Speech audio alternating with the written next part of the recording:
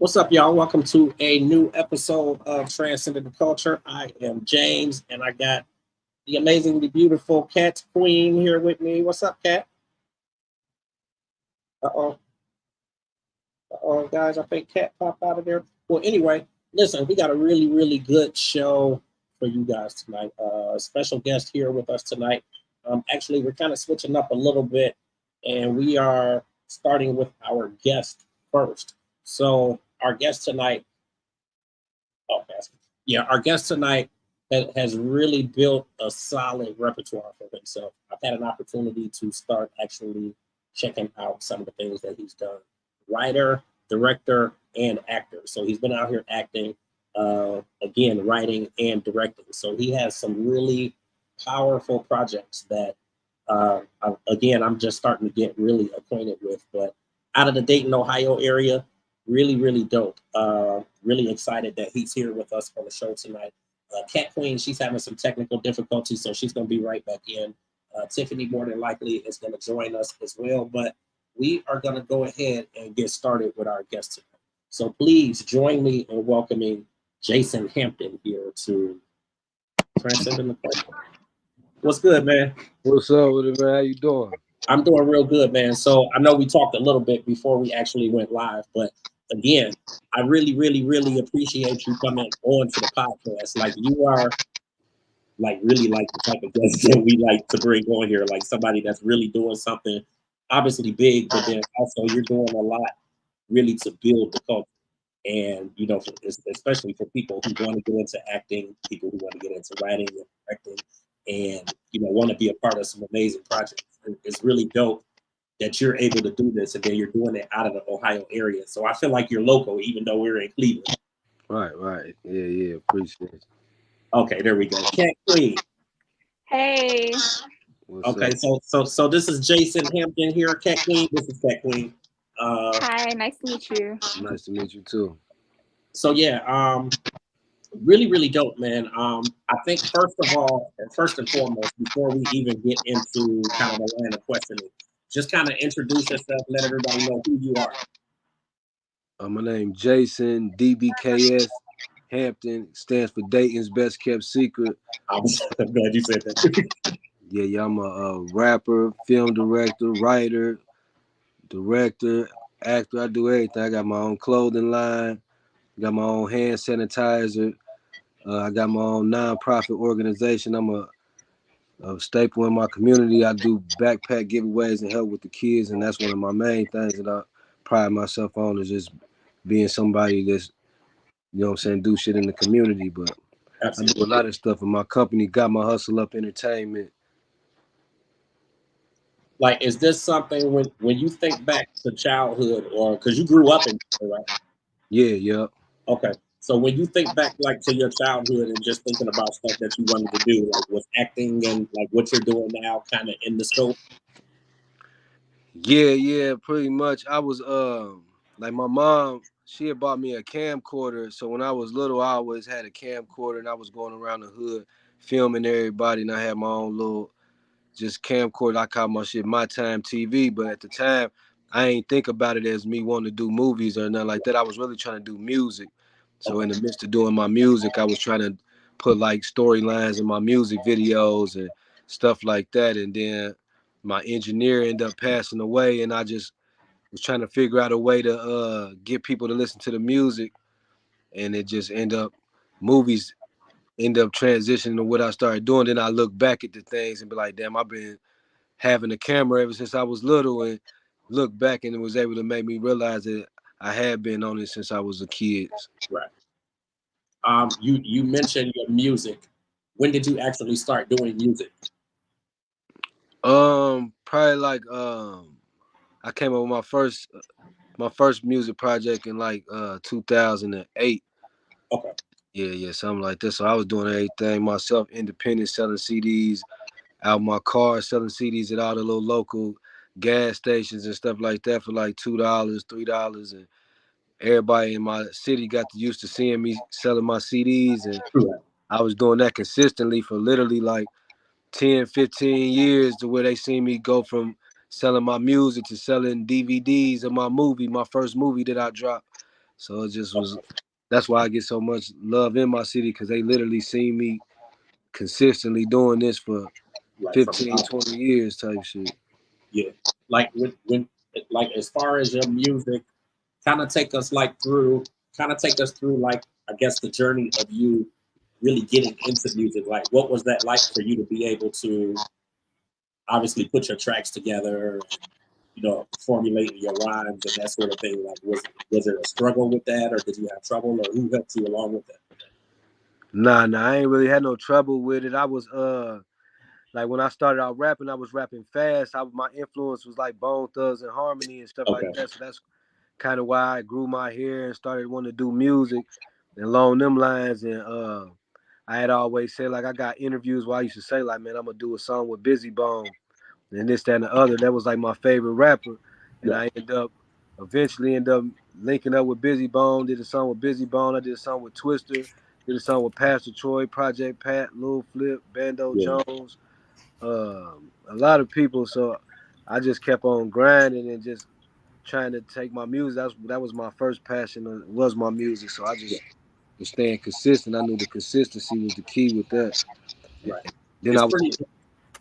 It's pretty dope. Just really seeing the influence that you have had and seeing all the things that you've been able to do. And then it's good, again, for us to be able to talk to somebody who's from the Dayton area. And you have so many people that have come out of the Dayton area. I had actually done, I know, Zap and Roger and them being from there. And I actually did some things with one of their daughters. So yeah, it's pretty cool to be able to talk to somebody from that area. I just brought our other co-host in, Tiffany. Tiffany, this is Jason Hampton. How you doing? I'm doing fine. How are you? I'm fine. Okay, you want to jump in there, Kat? Yeah, Jason. Can you do me a favor? Can you turn your phone down a little bit? You must have got that new iPhone or something, because Oh yeah, you're you getting a got. little feedback. Yeah, your phone. You She got said that not the loud. new iPhone. Musicians always have a loud phone because y'all be listening to beats and stuff. So he probably got the newest phone or something. But nice to meet you. I was just watching the F Child Support show. Oh my God, so funny. I had to send it to my baby dad. Like, you might want to watch this show because it's kind of relatable. So can you walk me through, like, what was the concept? I know it said based on a true story. So how did that come about, and how did you get to work with some of the great names that you have as the voices of the animation? Yeah. Like a lot of my projects are all based on true story. I was really on child support. Child support was taking all my money. Man, like I had the intro where it say like the police pulled me over and they had a dog searching my car and the dog said he was gonna bite my dick out and all this stuff like that. Not to talk like that, but this all stuff really. And I got Did pulled. you really Oh tuck wow. the blunt Yeah, in your sock? yeah, I put it in my shoe and they really was gonna put me in jail for a year. But I came back to Dayton and I ended up getting put on child support. This is how my story, like how child Wow. support all started for me. So I was able to take a lot, and it was such a crazy story. I just was able to put it in the animation, and then like my other movie, Got My Hustle Up, I had when my baby mama took my child support money and bought her a new car, and the bank took all my money out my bank account. Like all this stuff really happened. So I was able to, child support was really like affecting my life, driving me crazy to where once I was able to get back together, I was able to just turn the negative into a positive and just put it all in my different projects. So it was just something along the lines of that. And then as far as the voices, I had already worked with Michael Blackson. He in my first movie Got My Hustle Up. So I just reached back out to him to get him to do a couple lines. OJ the Juice Man was in Dayton. I ended up getting him to do some lines when he was here. Um, Ohio loves them some OJ the Juice Man. I don't Yeah, know what it yeah, is, but Ohio, like, he got Ohio on lock. yeah, he yeah, really do. yeah. So I just reached out to a lot of different people and was able to make it happen. And a lot of the people that I work with, but when I was first starting, I kind of had an advantage because a lot of them underestimated me. Like as far as like they wasn't probably thinking that the projects I was doing was gonna ever come out. So I was getting them to like just record they voices over the voice memos on their phone. You know what I'm saying? Just something simple like, I just need you to say these couple lines real quick. So they wasn't really thinking of it to be trying to charge me too much or whatever like that. So I was able to work my hand and be able to get a lot of these people to be involved. Wow, yeah. I just saw a lot of people that a lot of everybody will recognize. We got Funny Marco, like we got a lot of people, Yeah. that you're working with. And it's just like it seemed like it's really your time. Like you up right now. So I'm gonna throw it to Tiff. Well, yeah, I was just basically saying the same thing. I was looking at some of the movies that you did, and I said when I have a lot going on as a mom and everything, and having two jobs, I was going to actually woosah and actually see those, but the FU, the, the the child support one, that's Yeah. going to be my that's going to be the first one. I'm gonna sit down and just like laugh and joke because I just wanted to know. So, is this your first child? Is your only child, or did I don't want to make it seem like too blunt, but how many children that you have that really the child support really had you messed up like that? Oh yeah, they was giving me that's what I'm saying. So I started young. My Okay. kids is both grown now. Yeah, I'm 38 and my daughter Wow. she's 21 and my son just turned 18.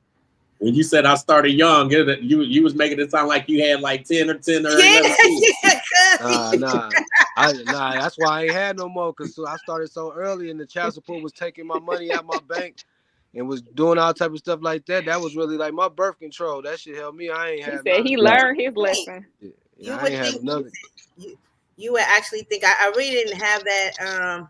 I didn't have that issue. Me and my sons, we kind of like just agreed everything out, but which was good because I never was that my baby's mama drama, child support situation and all that. So I ain't never experienced it, but you would think with all of these guys out here and having multiple children and going through what you went through, that would be the best birth control in the world, but hey, they still having them out here. That is crazy. Listen, oh, I'm sorry. Go no, ahead, Jay. go ahead. Oh, I was gonna say, so you went through all of this with the child support and with the rising out of that and following your dreams. Like, what would you say to the baby mamas and baby daddies out there that's beefing, they ain't seeing eye to eye, or Right. what lessons have you learned from that? Man, I just learned that sometimes the main thing, man, probably don't hold a grudge and shit. That's what I learned because a lot of that stuff was driving me crazy to where I didn't know how I was gonna get through a lot of it, and me and my baby mamas was getting into it, and they had a lot of stuff going on, and it was at some points where it ain't seemed like we was gonna ever be cool again. But I always say like man, God take care of a lot of the situations and shit like that. Just for example, like I say like this, and just to, like my son mom, she bought a car with my child support money. And I was mad about it, and I went over there to her apartment complex with a gun and everything. And my What? mom, yeah, my mom, everybody in the apartment complex came outside like everybody knew about what happened, and I was ready to hurt her, but then I just let it go because my son, he was like, man, he was happy because they ain't have to ride the bus no more, and this Right. that, and the other. So this was some years ago, so I'm like, all right, I'm gonna let it go for my son. So if I end up not having a car and her baby daddy was riding by me, driving the car that they bought No. with my money, and I was just going crazy. But then fast forward, maybe like a year or two later, I'm riding down the street and I look over, I'm like, damn, that look like my son. And I see him and his little brothers and them, and I see an accident, and my baby mama, she done got into an accident in that same car, and then the police took her to jail for the accident, and I had to take the kids with me. So that was Wow. some years, but I was just showing Ooh, how like God was able to put me in a situation where I was able to see that car I was go just away. gonna say, They didn't yeah. get hurt or nothing like that, but it gave me my peace somewhat at the time. But that was me still holding a grudge. But later on down the line, they still end up needing me, and I end up looking out for them. And it just we forgave each other. My son, mom, she ended up giving me the child support card to Wow. where, because I was having my son, so she was gave me the card, so Yeah. we was able to. Everything worked its way out. It didn't seem like it was gonna ever work out, but Yeah. now we good friends, and but at the time it didn't never seem like that was gonna happen. So that was my whole point of all that. Like it all worked out for the best. It's good to be able to tell that story and for people to be able to see that it worked out. Yeah. Yeah, definitely. Yeah, that's dope. Now, when did you decide to? I came in late, but when did you decide to? Like when you figured, okay, I'm at my wit's end. I got a lot of stuff going on. People out there have to hear my story. What make you just come up with that movie? Uh, Man, really was just a lot of just I was just tired of feeling like a failure for real because I had been working on movies. I had shot my first movie myself in like 2010, 2011 Oh, on great! on Windows Movie Maker, but I ain't never released it. And then I was being in other people's movie in my city that they was working on and they ain't never end up coming out. And I had a movie that I was doing with Busy Bone. That was gonna be my first short film. And you can see the trailer. It's on YouTube. It's called You Can't Tell Me Nothing. I got the song with him, but I was doing like the short film with me. And my guy that shot it, his brother ended up passing away in the middle of us filming it. And he ended up going through his own thing. He ended up losing the footage. So that project never came out. So I was like kind of just depressed about that. And my dad lived out of town. He always used to call me like, man, what's going on with your movies? And it was just a lot of that to where it took me like 4 years to do my first movie. Like from the time that I paid my videographer to the time that we got it done, it was just didn't nobody believe I could do it. So it's like I just had to keep on believing because it was a hard process to even get my first project done. Well, congratulations to you on your first movie back then. And, moving forward, you can definitely, instead of this day and age, people, well, back then we used to write diaries, write journals. And now people are telling their stories through movies. You have a story. James had a story. I and Kat, and I would love to. Kat, I would love to do a movie about my story. I don't know how to start off, but you, sir, you keep on doing it, and actually, you can produce and direct everybody else's stories as well. Yeah, Um, yeah, because that right there about the child support, I ain't never heard nothing like that before. Somebody yeah. I actually come down and say, you know what, this is ridiculous. Okay. So yeah, I definitely commend you on that. And then the other movies, I'm definitely gonna sit down and watch as well too. So the other movies going back, what made you come out with those as well? Like what inspired you? What just said, you know what, somebody got to or this one came off so great that you just said, I'm gonna Yeah. do it. Well, yeah, my first one was my movie Got My Hustle Up.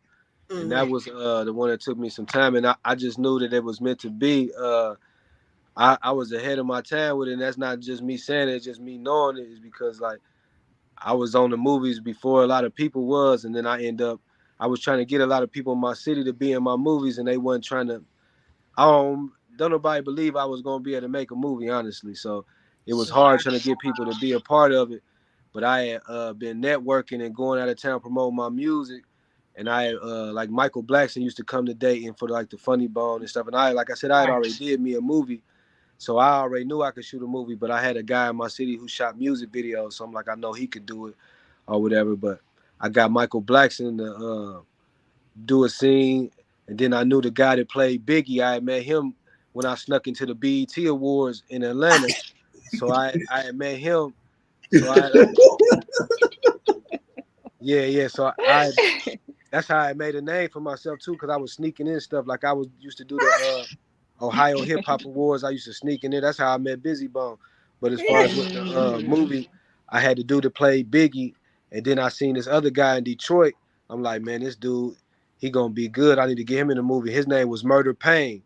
So I Yeah. ended up getting the dude to play Biggie and Murder Pain, and I got them in my movie before they both took off. with the movie, with the independent film stuff. You know what I'm saying? So I'm like the only. Then now everybody say like they the two be kings, but I'm the only person that got both of them in a movie together. And like when I had them on set, they had scenes together. They ain't even know each other. They ain't know who each other was. Like Murder wasn't as big as he is now. So I just knew I was ahead of my time because I knew that movie was turned out to be like a classic as far as having both of them in the movie. Then I got the Double Dose Twins, Bambi from Love and Hip Hop, a few other people. But like I said, I put this together all myself without nobody believing that I could get it done. And that was my first movie. Now that came out in like 2018. It came on Tubi in 2019. And fast forward to now, I just got finished filming my 10th movie. But I got my fifth one to be out this weekend. So it's like I'm just showing people that you can do anything you put your mind to, because I ain't even go to school for this. And I got 10 movies that I done shot and directed on my own. Wow. Great. That's so inspirational, especially coming from Dayton, Ohio. Like that's something you normally don't hear of, you know. So you're doing big things for the city and the state. Absolutely. Like I think it's really, I mean, just again, and you know, we've all kind of mentioned, you know, obviously the fact that you come from Dayton, but it's just really good for us to see it like from our state and from our cities, to see somebody on the level that you're on.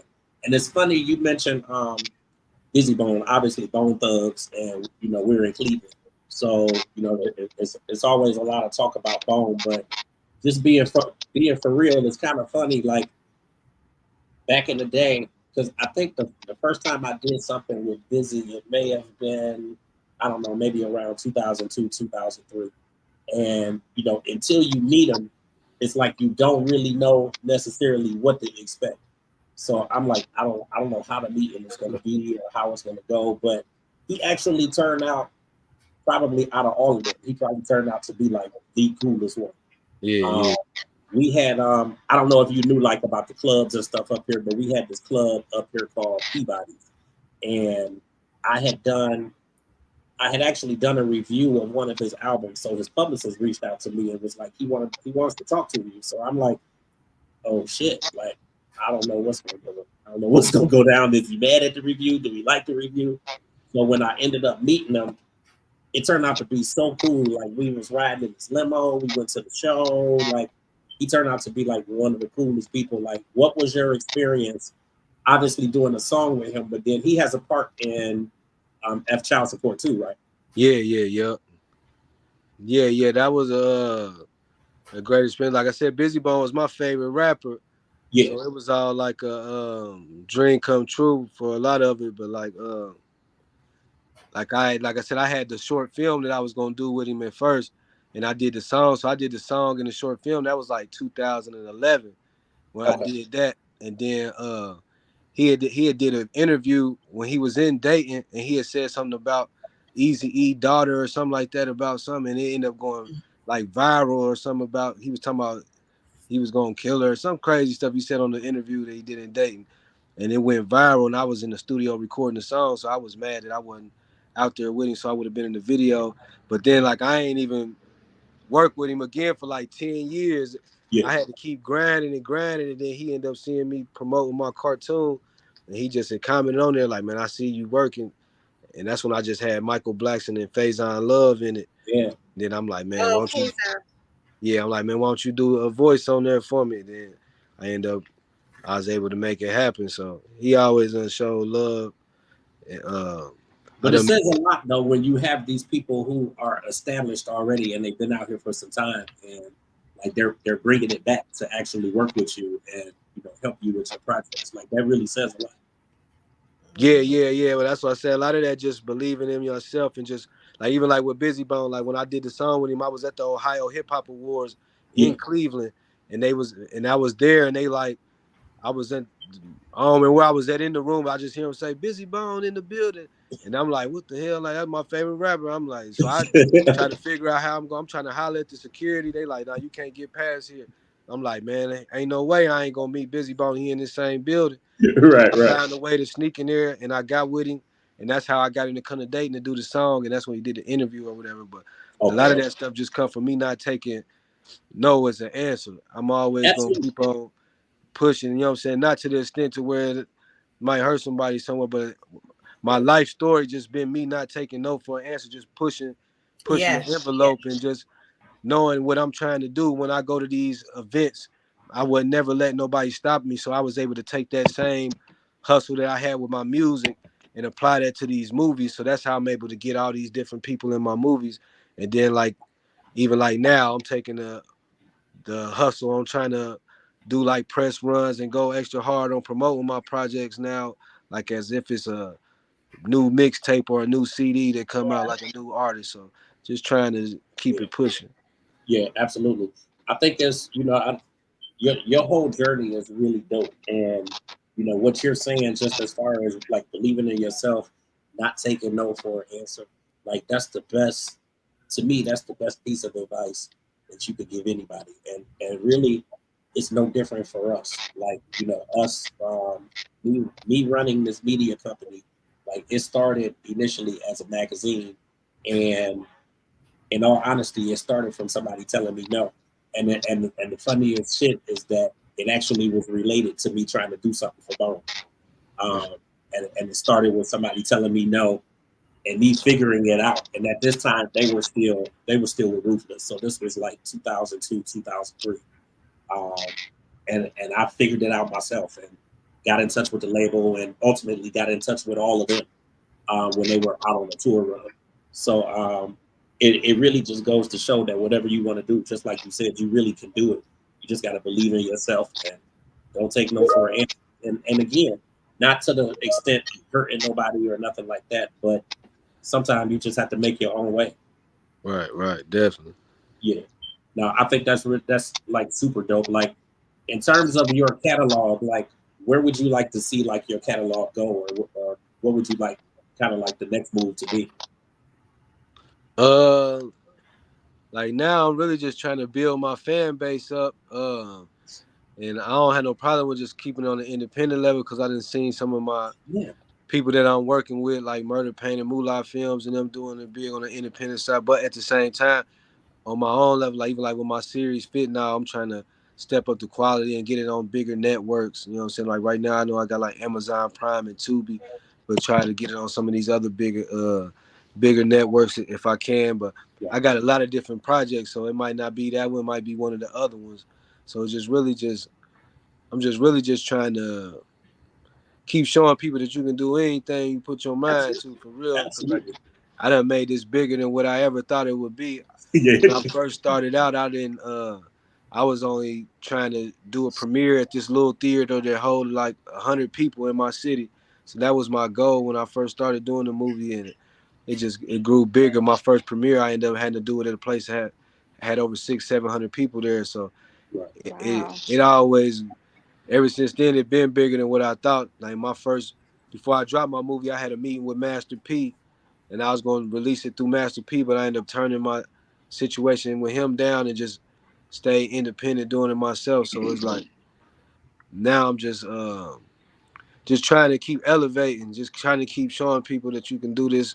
Like I said, I ain't go to school for this, and I got stories for days. From like when I told you before we got online, I was supposed to do the King Von movie, and King Von flew me Mm. to O Block. I was with him for 2 days. They had already approved the script. Everything was ready to get filmed. I was in control of everything. November we was gonna start filming. He got killed November 6th. So it just I had a lot of letdown and a lot of times where I thought that I was gonna make it, and that's why a lot of people love me and say I'm humble. But that's the best thing that I could be is humble, because when I be having these different situations, like for me with Master P, thinking I'm about to do the King Von movie, a lot of people will get arrogant and cocky and think Right. that shit gonna be one way. And just like with the King Von, I could have been like, man, I'm in O Block. This was in August when they flew me down there with him in August. I'm in O Block, but then fast forward November, he got killed. So, but I stayed humble and didn't change through none of this stuff and just keep planting seeds and trying to just make stuff happen. So I don't let none of this stuff go to my head. I ain't never really satisfied with nothing I'm doing, but I'm always just trying to stay motivated and be an inspiration to people. It's a motivation. It's an inspiration to people really just listening to your story and the fact that you really started just trying to do one thing and then it's really blossomed.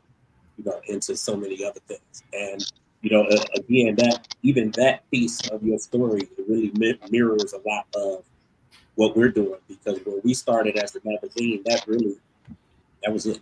Like that's really all I was trying to do, was put a magazine together and do something like that. But since it's grown into this full company where we have a podcast network and we have a radio station actually launching in 2 weeks, and we have the PR side, and it's a lot of things that we're doing, from obviously doing all of this production stuff and then going out and doing red carpet with BET Awards and Essence Fest and like all of that stuff. So it's really grown into so much more stuff, and it really shows a lot of people that you really could dream, and you really can have an imagination and kind of figure out other things that you want to do, and then kind of work your way to doing it.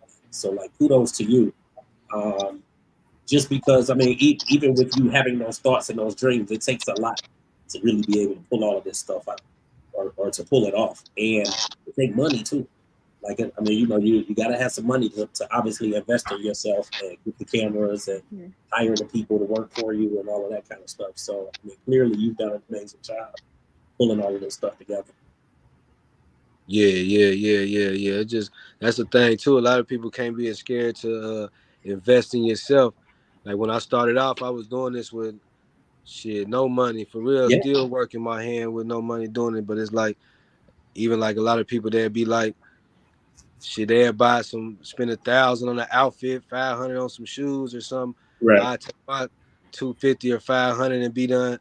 Got one of these people to do something for me in one of these scenes or something. You feel me? So it's just like, I just invest my stuff different. Like, or I give it to my cameraman and have him film for me all day and Absolutely. set up all this stuff like that. So it's like I was able to just make something out of nothing. You feel me? So it just, you don't always need a big budget to do this stuff. Like I made my first movie damn near out of nothing. I ain't gonna even drop some of the prices that the people did these scenes for me folks. But that's what I'm saying. It just all came from believing in myself and just opening my mouth and just, Absolutely. you know what I'm saying? Really just, like I said, being able to be a salesman too. Like, you know how to, man, take them no's and wait for them yeses. That's what I'm saying. A lot of people are scared of rejection and shit. So that's the thing with me. That was always my blessing. I ain't scared of rejection. I was out here. My whole city used to laugh at me because I'd be outside with all the bums standing outside selling my CDs for $1, $2, and they think I'm broke because I'm out here. But they don't know I done got 1,000 CDs and I'm out here and I'm gonna sell this whole 1,000 in a week. And I done sold them for $2-3. I done made 2,000-3,000 in a week. While y'all talking shit, I done made more than all y'all working, whatever, you know what I'm saying? So Right. And I just kept applying that train of thought. And I had my own clothing line I used to wear with the Jason mask. They used to be talking about me like, man, why you ain't got on no name brand? You wearing this Jason mask? I'd be like, my name Jason, that's my logo. You know what I'm saying? Everything I used to do. Right. They always used to down everything I used to do. When I did something with Busy Bone, like Outbound ain't nobody. I did something with Project Pat. All them, they done.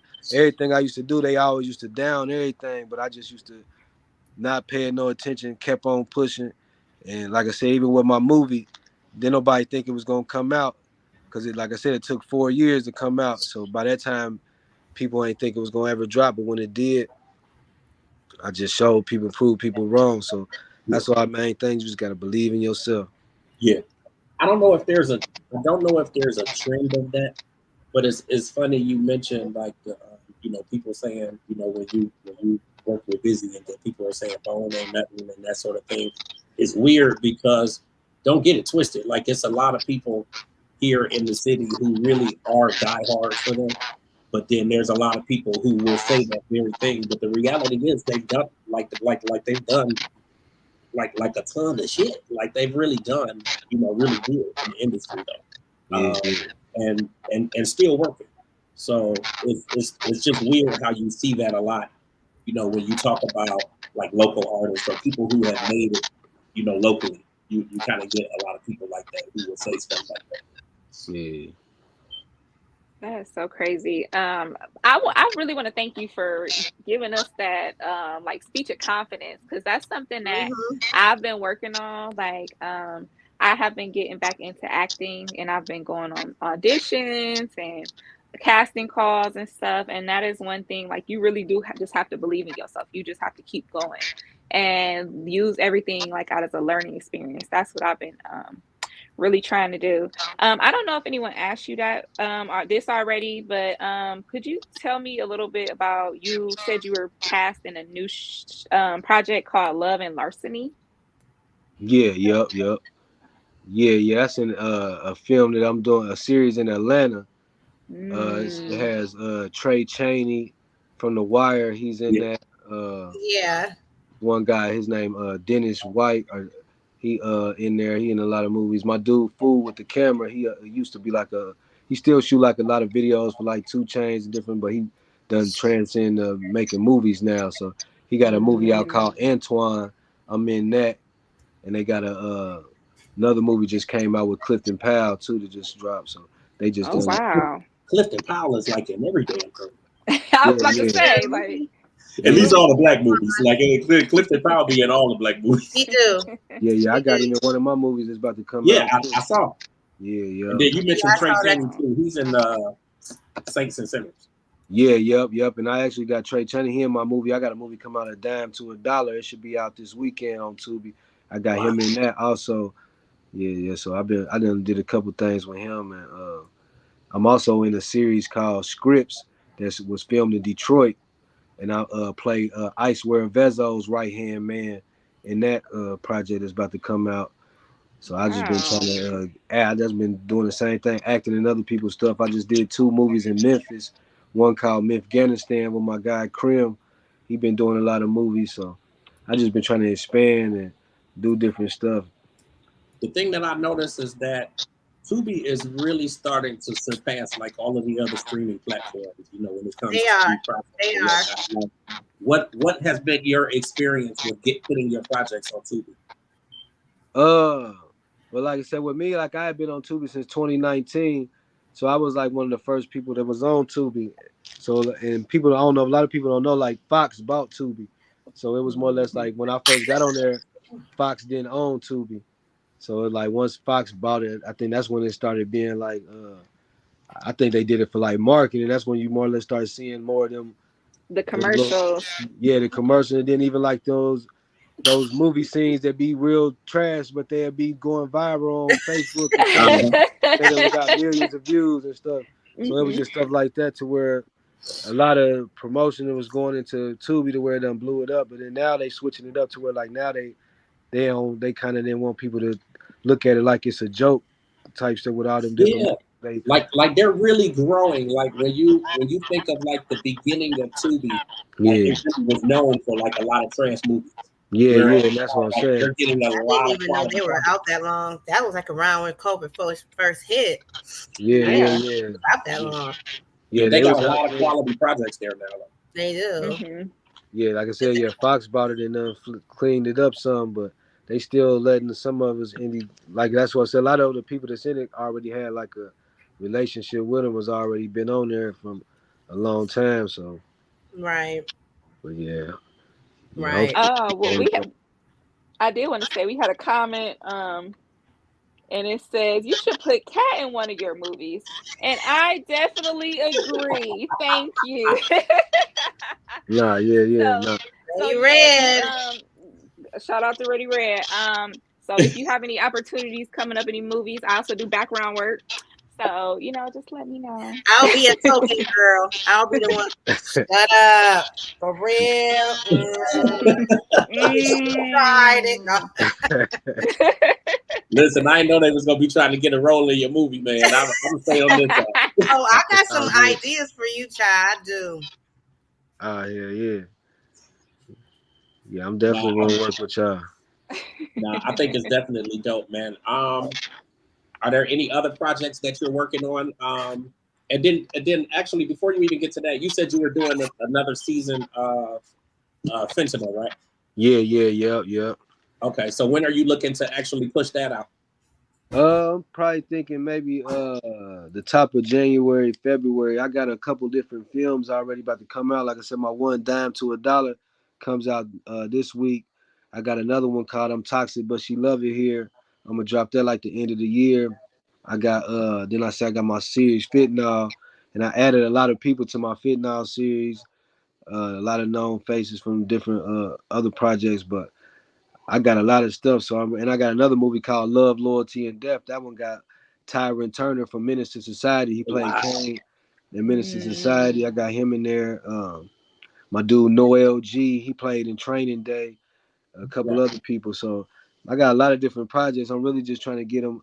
Some of them still in editing, so I'm just waiting to get the final project, then figure out how I'm going to drop them all to be the best, so they maximize the success. But yeah, I got a lot of different stuff. I know everybody waiting for that Fitnall season 2 though, for sure. Yeah. Like, how do you how long does it take you to put these projects together? Well, as far as like myself, like I write the scripts and put the storylines together, kind of not fast, but a lot of the stuff that I'll do, like, and then like some of these movies I shot, like the one that's coming out next week, I actually shot that one like 2021 or 20. I shot that like March 2022. Cause my mom passed away October 2021, so I got like a little slump, and I had already shot like the movie with Clifton Powell. I had shot that when my mom passed away while I was making that movie, so like I had to push a lot of that stuff back. So like I had gotten the slump. And I was working with different people. Like I was working with my people in Detroit on one movie. I was working with 2 different guys in my city on 2 different movies. But when my mom passed away, I got behind on everything. Right. And like, so now it's just a coincidence. It was an accident, but I guess this is how God wanted. Now I got like 4 or 5 movies about to come out all around the same time. But it wasn't necessarily planned and on purpose. So, but like me making the scripts, it don't really take me that long to make the scripts. It might take me a couple months depending on how soon I want to get it done. But as far as like filming them, I just filmed a movie in 5 days, that my car wash movie. But it really just depends on the guy who edited. That'd be the slow up, like waiting on the people who editing the movies and shit. That's why I need to learn how to edit myself, so I can just edit my own movies, and then I'll be shooting shit all the time. Me and Tiff know a lot about that. We, our TikToks and our Instagrams and stuff like that. And editing will drive you crazy. So I definitely can agree with that. Hell yeah. Yeah, no. You ladies have any other questions or? No. I just can't wait to see the movies and talk about them soon, because we're gonna start doing reviews on all these movies we be watching. I have been in touch with a couple people, a lot of Tubi production companies that were saying we should do something with some reviews and stuff, because we've had a couple stars on the podcast already. So yeah, that's what's up. Yeah, I'm gonna get my popcorn tonight and finish watching F Child Support. Man, I was in here laughing. I was sending this to people like, "Hey, y'all see this? So did that start off like as something that was on TV, or did you like start it off as something online? How did the animation part come about? Right. I had been really doing the, like, everybody know in my city, I was doing the fuck child support, like that shit was real. Like I told you, that shit happened where I got put on child support, so I started wearing fuck child support shirts to the child support building. You can look up, yeah. So you can look up videos where I was doing like just blog videos. This was 2011, before people was even doing this shit, and I was just uploading on YouTube, to where like in my city I was like the only person doing this type stuff, to where the child support office, they got mad and found out that I had another baby and put me on child support for my daughter, and she was 9. Are you serious? Yeah, because you was saying F them. They like, oh, this the ops. Let me put a case on him real quick. That's what I'm saying. No questions asked. Yeah, so it was a lot of stuff like that. So I had all that stuff. Then, like I said, with the child support I had a money in a CD, like a CD that you get like the bank account CD, and I put in a CD where you can't touch it for like 2 years. Right, yeah. I had one of those. Yeah, so I got one of those. This one I'm trying to invest in my music. I'm like, man, I'm gonna put this CD. I put 5,000 in there. I'm gonna leave it here for 2 years, and then I'm gonna fucking my kids' birthdays a day apart. They got two different moms, but their birthdays a day apart. And shit, I checked my bank account after I got a letter in the mail. Long story short, they took my whole 5,000. You Out lying. yeah, You child is support. Oh my goodness. Man, they got me. Took my 5,000. I hit my baby mama up. She done spent everything but 1,700, and she gave me 1,700 back. So I was going through a lot of stuff to where I was really like living like fuck child support. To where I got real life stories, like I said, to where I had my last $3,500. I told both my baby mamas, like, man, child support about to take my license. I need y'all to give me my money back because I'm taking care of my kids. They both said they was gonna give me my money back. One of them took the money, bought a car. The other one took the money and just did some whatever she wanted with it. So, and I ain't even end up having no car. That was my last. I had 3,500. I spent 3,000 on child support, thinking they was gonna give me my money back, and they didn't. So now I ain't got no car, and all I got is $500 left. And I had to start back over. And that's how I ended up coming up with this. But all that stuff, that's what I came up with for my movie. That's where you got the so you inspiration mean from. to tell me? See, I'm gonna tell you what my son's father, he's deceased, but I will never forget. When let me see, I had him. I was in the hospital, and the lady came in the room, and she was like, "Do you have a name for your, baby?" And I said, "Yes." Right. So she was also the one that comes in there with the birth certificate. So he said, "I'm not signing the birth certificate because I don't want child support to take my money out of my because he was getting Social Security." I said, "Are you kidding me right now?" I said, "Child support is going to take your money," but I don't know who he was listening to or whatever, but they did. So therefore, when I got out of it, he did not sign the birth certificate, but he knew it was his. So anytime you're on this census or whatever, they make you go downtown to Social Security, to the child support and sign up. Okay. So we did. He couldn't say nothing. Sure did. Put him right on that birth certificate. His name is right on that birth certificate. Yeah, I feel like everybody got their own little child support story. But I wanted to. But that's crazy how they just went into your account. This was the account that you were saving up, basically. Yeah, I had one of those where you just add money and the bank will not let you touch it. They will not let you touch it. And they also have that in like a Christmas fund as well. So are you toxic? That's deep. Are you toxic? Who, me? Yeah, that's what they was asking. Yeah, I mean, I ain't gonna lie. I know a lot of females probably say I am. Then a lot of my movies based on true stories. So, you know what I'm saying? My new movie, like I said, is called I'm Toxic, But She Love It Here. And it's about... I think that's where that came from. Yeah. They was wondering are you toxic? Yeah, well, that's what I'm saying. Are they gonna love it there? Yeah, that's what I'm saying. I know they gonna love it. People need to know. Yeah, I'm definitely. Inquiring minds want to know. Yeah, I know I'm toxic for sure, so I ain't gonna lie about that. But like I said, she gonna love it here, so yeah. I ain't gonna go into too much detail, but yeah, I got inquiring minds. We'll say that for another show. But so tell us about your movie Fentanyl. Yeah, that one.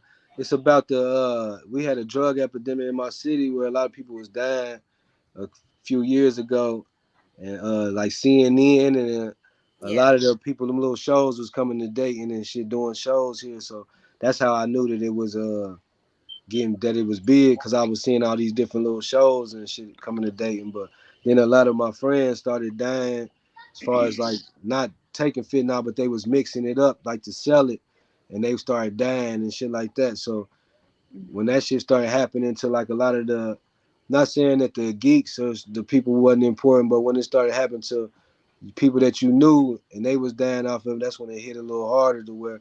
But at the same time, a lot of my friends, like I was cool with a lot of white boys and stuff like that, they all started dying off pills and stuff like that. Then one of my close friends, his baby mama, she died off of a Xanax bar had some fentanyl in it. So a Ugh. lot of people just started dying back to What? back. Yeah, so it was like I just felt like it was something that I wanted to touch on with my movies because, like I said, my first movie was already based on a true story, and I had touched on it. But I'm like, man, let me just touch on this stuff because a lot of people were just dying so close to me, and it just was crazy, man. Like literally, like one of the main guys in my city, he just died. I think 2 or 3 days ago, and he just bought his daughter like his daughter was 15, just bought her a brand new car, and he ended up dying a couple days later and shit. But he like one of the most popular people in my city, man. So a lot of people, a lot of good people died from this stuff. Even like Rich Homie Quan, he just died from a Yeah. fake Yeah. fear. You know what I'm saying? So the fentanyl is. I just came back from Atlanta. I was shooting scenes for my fentanyl series out there because it's based in Atlanta and Dayton. How I got it set up so far, but. It's worldwide, nationwide, where it's touching everybody from Gangsta Boo. She died off fentanyl pill. Mm-hmm. A lot of these people. So that's what my series about, and it show you like some of your favorite characters. It might be one of the characters you think the main character. Now he done died off some fentanyl. Now you like damn, but that's just and I made it like that just so it can show you, and that's how real it is. Right. To when somebody that you never, the most popular person who getting money, you can take this pill, it be your last pill. You know what I'm saying? Absolutely. Like, you know what I'm saying? Like the dope fiend geek, he thinking that anything cool like that. And my shit authentic. And my shit, I got real, I don't even know what to say, but I got people you might think allegedly are real drug addicts, and they might be allegedly shooting up real drugs in their arm. So you feel me? My shit a little bit more authentic than Mm-hmm. maybe like Power or The Wire. Them is all actors. My shit is like real shit. Like Right. the hustlers you see in my shit, you might the store clerks you see in my fit now be the same store clerks that you gonna see at these same stores. The Okay. dope things that you see on Main Street, you can pull up. If y'all come to Dayton, you might see these same dope fiends at these Mm, same places that I just shot that you just watched this scene on Fit Now.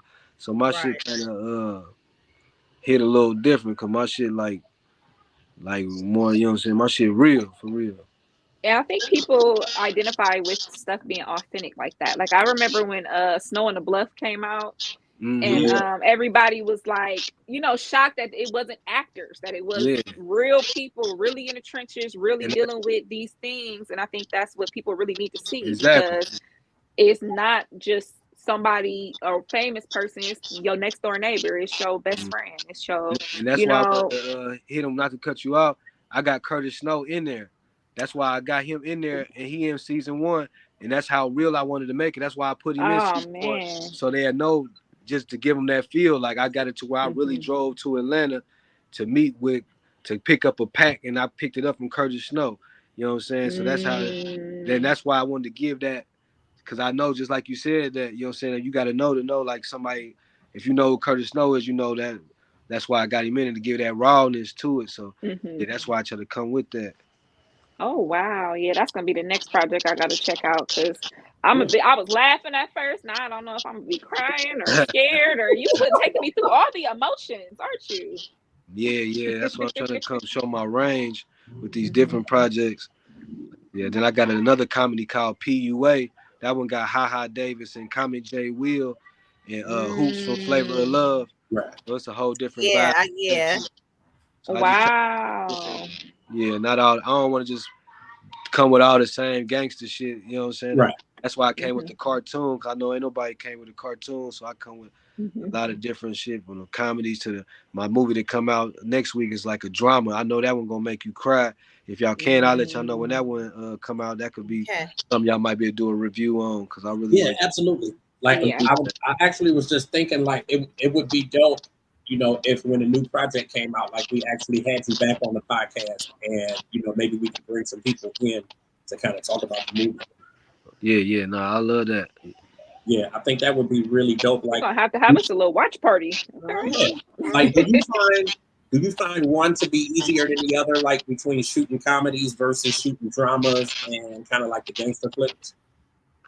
Well, now that I've been doing them, I kind of like, as far as me doing them, I kind of dislike the comedies uh more. I like doing the dramas and shit better. Like Cause like with the dramas and stuff, like I can give them the script and they gonna go off the script and I can really get my vision across like how I want it.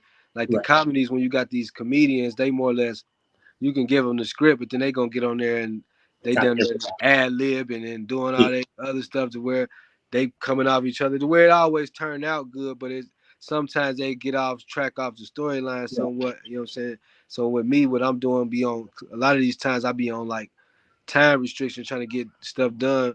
Like I'll be having my Detroit crew and we filming like 12-hour days. So we just trying to get the scenes done. So it's like depending on how they do them, you know what I'm saying? It might not be exactly how I wanted it to come out, but it'd still turn out good. But like the drama, like my movie A Dime to a Dollar that's about to come out, that's like my first one where I gave it to all the actors and I had a lot of real actors in this one where they all came prepared and they had studying their line, they going over their lines. So it just felt good. It was like a different experience seeing how the real actors got it together more or less than, like I said, with the comedians, they just be more or less off the head. Right. Like, what would be your dream project? So my dream project? Yeah. Yeah, I don't know. What you mean by that? Like somebody I want to have in my project or something? Yeah, like a project that you feel like you might want to do and you might want to have certain people in it. Like, what would be that project? Well, I know like as far as even like that, like I say, like I know when I was young, I wanted to do like Menace to Society too. Like that was like a movie I wanted to do, and I felt like I had a good storyline. This was before I even was doing movies. I just for some reason I always wanted to do that. But like even like I be telling people I'm gonna get Will Smith or Denzel Washington in one of my movies or something like that. So that's one that's like a dream goal for me to get one of them in one of my movies and have them filming in Dayton in my city or something like that, and having the police shut down the main street, Gettysburg, in my city, and you know what I'm saying, do a big car chase type scene, you know what I'm saying, Mission Impossible type scene, some shit like that. You know what I'm saying? So that's one of my goals, but and you know what? It's crazy because I laugh at it, but I actually have learned like through my journey that if you could dream it, you can make that shit happen. Like if you can dream it, it really can happen. Like I've been able to do a whole lot of stuff. You know, some stuff wasn't planned and it just kind of fell into place. And then some stuff, like I really worked at getting. You know, like my person was Faith Evans, and I had always said like, kind of from the beginning, from her first album, like I really want to do something with her. And I ended up doing the full issue of our magazine with her. So, it just goes to show that if you could dream it, it really can happen. Yeah. It will come. Yeah, absolutely. Anything that you felt like you really wanted to get out with this conversation today? Nah, not really. I mean, more or less, I basically got a chance to say everything. I got, like I said, most thing. My movie coming out next week, A Dime to a Dollar. It'll be on Tubi, so I'll be posting that. And like I said, all my other projects will be coming out some months later, so it'll be a different type. So that'll hit Tubi next week. Let me see. Any kind of final words or anything like that? Final comments? Nah, I'm gonna be launching my website too. I got my own clothing line, so a lot of this stuff behind me is like my own. I got a lot of stuff. I got a lot of merchandise. I do all type of stuff. This is my house like a warehouse right now. I was gonna say you ain't got no room for nothing else, man. That's like I'll be doing a lot of different stuff. Like certain days, just be the film house. This is the same house I film a lot of my movies and stuff at. But right now, I got the inventory for my clothing line that I'm about to drop this week. So. No, that's really dope. I also got my own cereal about to come out too, so stay tuned. I'm gonna make sure I come on here and promote my cereal. What? Cereal. Yeah. Oh, I'm excited. I'm eating a big bowl of Jason O's. Yeah. They call got my hustle O's. Got my hustle O's. I'm thinking it's gonna be some Jason mask in the bowl or something. Wait a minute. He said, "Wait a minute. It's gonna have a lot of sugar in it." The The first was gonna be similar to like Honey Nut Cheerios type vibe. Like, Okay, gotcha. That's right up my alley. I'm Eat gonna cut a some lot of bananas sugar. up in there. I can't eat a lot of sugar. I can't do all that. I think that's one of the smartest things that you can do. It's so original. Wow. Like, just in Look terms back of- gonna be like, Tim, I'm eating some Jasons. Girl, I'm over here eating some Jason's, girl, with a banana cut up in them. What you doing?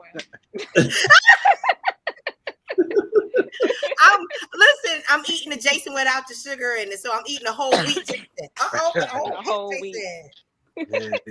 They silly.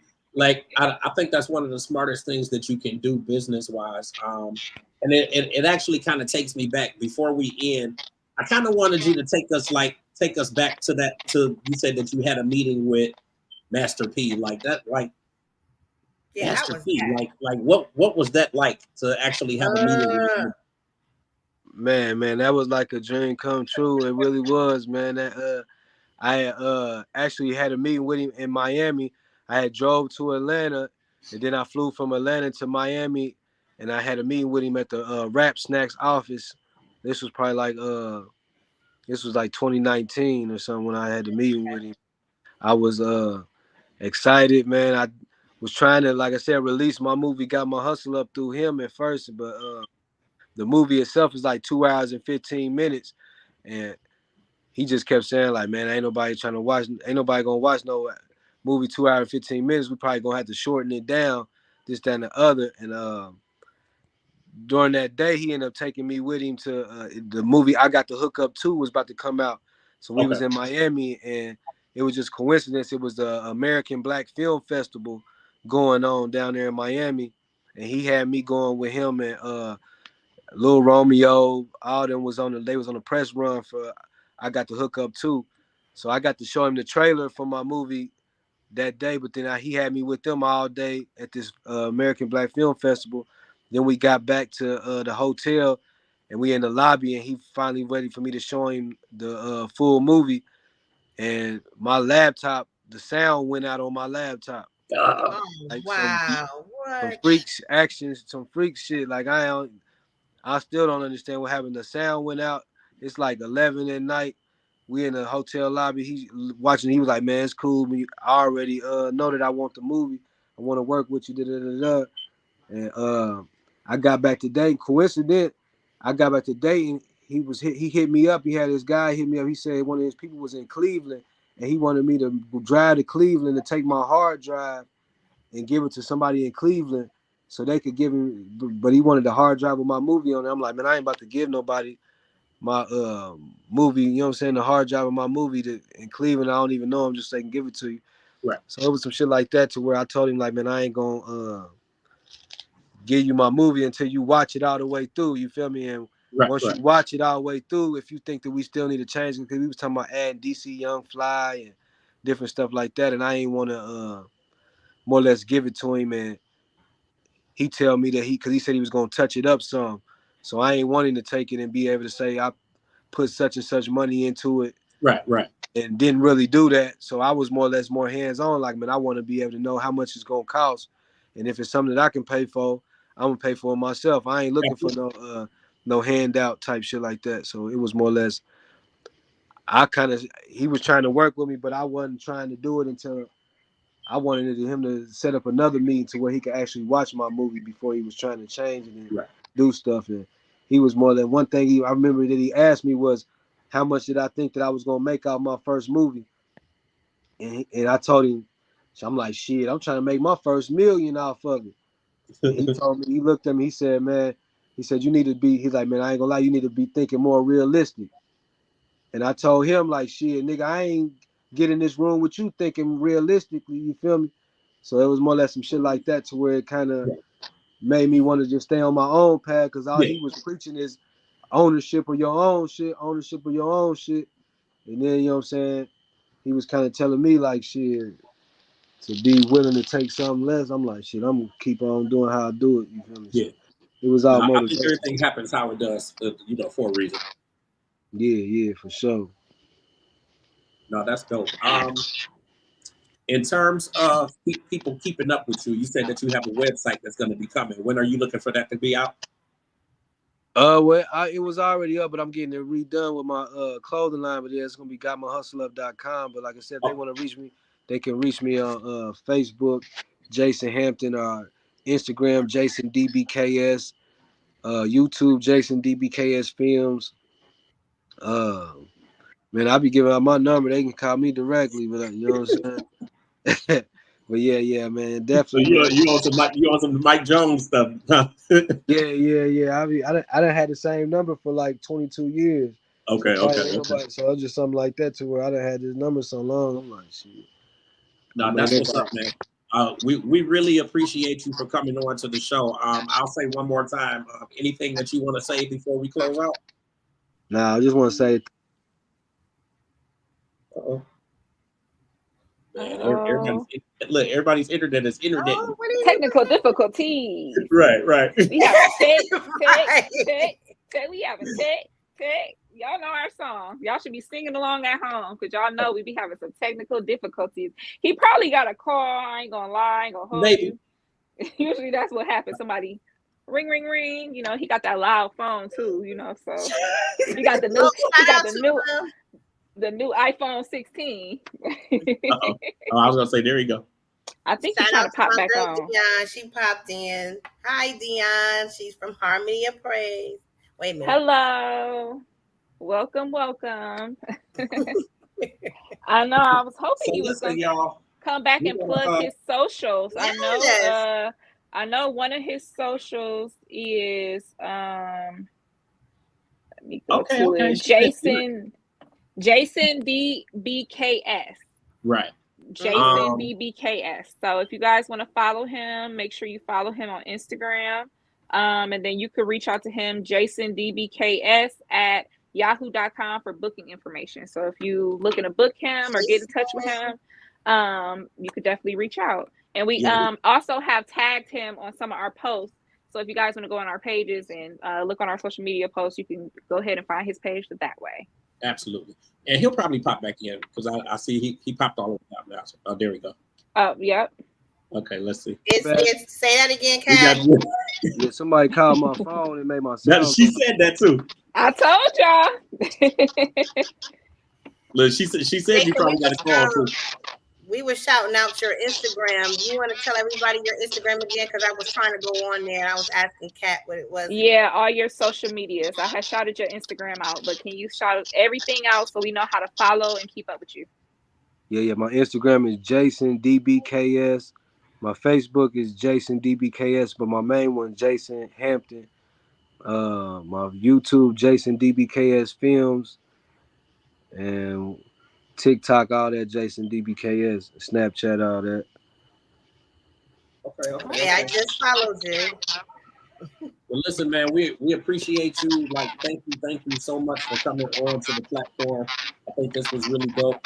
I'm gonna get with Lynn. She's my pub too, so I'm gonna get with her. We're gonna figure out, like, you know, what the next thing is that we'll do. And maybe we could do something like a review or something like that and have you on. And we'll kind of figure all the details out for that. But I think it'll be dope. You know, definitely to bring you back on and then keep the relationship going. I am watching that whole season 1 tonight, so I'll be able to let you know what I think of season 1, and then I'm waiting for season 2 to pop over. All right, now thank you. And I don't know if y'all heard me. I want to thank y'all again for having me. I don't know if y'all heard me before my phone went out, but I appreciate absolutely, it. Man. Listen, we appreciate Thanks for it, coming. Yes, thank you. I think I speak for all of us. Like we love this media thing, and we like being able to bring people like you on. So I appreciate it. I know they appreciate it. And whenever you want to come on, man, we got you. All right, you all right. No, we got the radio station launching too, so you know we'll be doing some promo and first stuff with that, obviously too. So. All right, that sounds great. Now I'll reach out to y'all on the movie stuff too. I appreciate y'all. For sure. And anything going on, especially in the Dayton area, we can always travel down that way. All right. You ain't nothing but a hop, skip, and a jump for us. We be riding, we be rolling. So we be rolling. All right, now, man. Thanks so much. Thank you. Bye. So yeah, no, I think that was dope. That was dope. Yes, it was. I started happy watching with the people we've been having. lately. Huh? Like that was so powerful. Like I swear, Yeah. like seeing where he came Oh from my God. and everything he doing now. Oh my gosh. Yeah, I think it was really dope. I actually started watching Fentanyl, and it's pretty Did good. So, you? yeah, Really? it's pretty good so far. Okay, because I had started watching F Child Support. That's what I was trying to watch, the funny stuff before I Yeah, get into the real, the real. So I'm gonna yeah. finish watching that tonight. And I told you I already sent it to my baby daddy. So You a stupid cat. You a good fool. I swear to God. I know he can relate to that that sentiment, F Child Support. So I Listen, sent it ain't nobody over. playing with you. You just, Period. God almighty. I said that okay, to my so baby dad. That dude. Send that to my baby daddy, okay? Byron. I'm gonna start being one of them baby mamas, Byron, oh snap.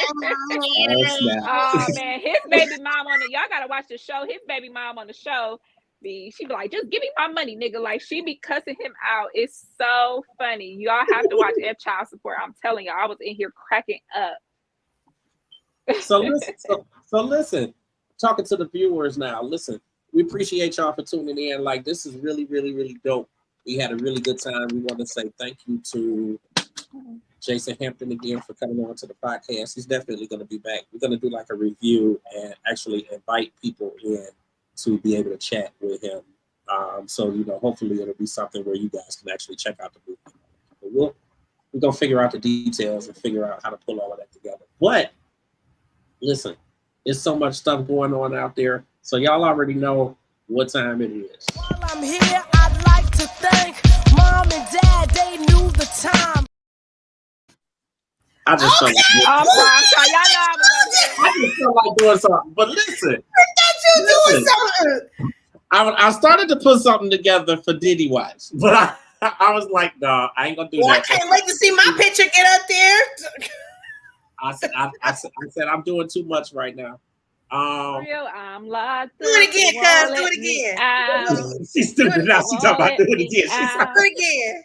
While I'm here, I'd like to thank Mom and Dad. They knew the time. Okay.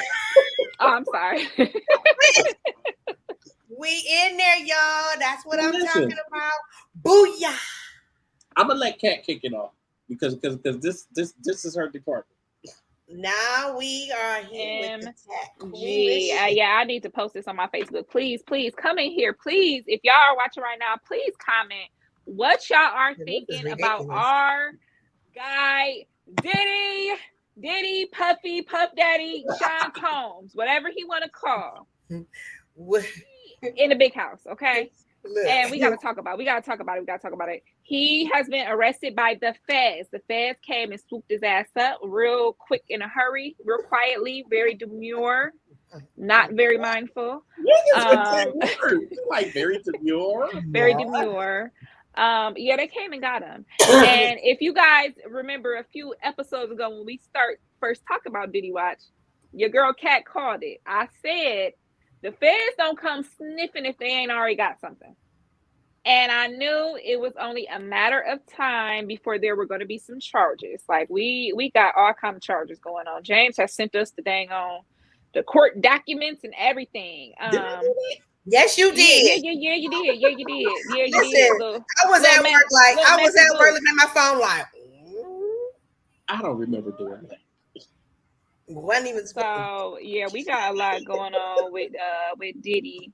And our first revelation that we could talk about is he is detained until his trial. There is no bail to be set.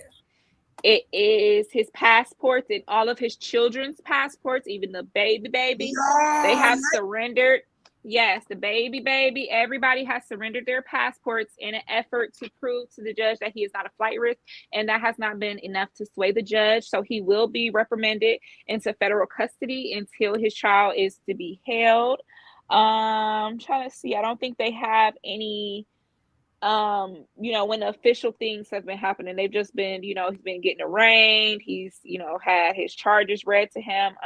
But as far as the actual court date, we still have to wait for that. The media has been surrounding his children, Quincy, Justin, Christian, Delilah, the twins, like they have been getting harassed. And they said that his attorney plans to appeal the judge's decision, says his client is innocent. And we know this is coming hot off the lawsuit filed last week by Don Richards, who is a former member of Danny Kane and Diddy Dirty Money. She also was on Making the Band show. She came out with a lawsuit for millions of dollars, suing for sexual assault and for sexual harassment, and also witnessing the abuse to Cassie. So what do you guys think about Diddy getting arrested down at the big house? Let's ask R. Kelly, because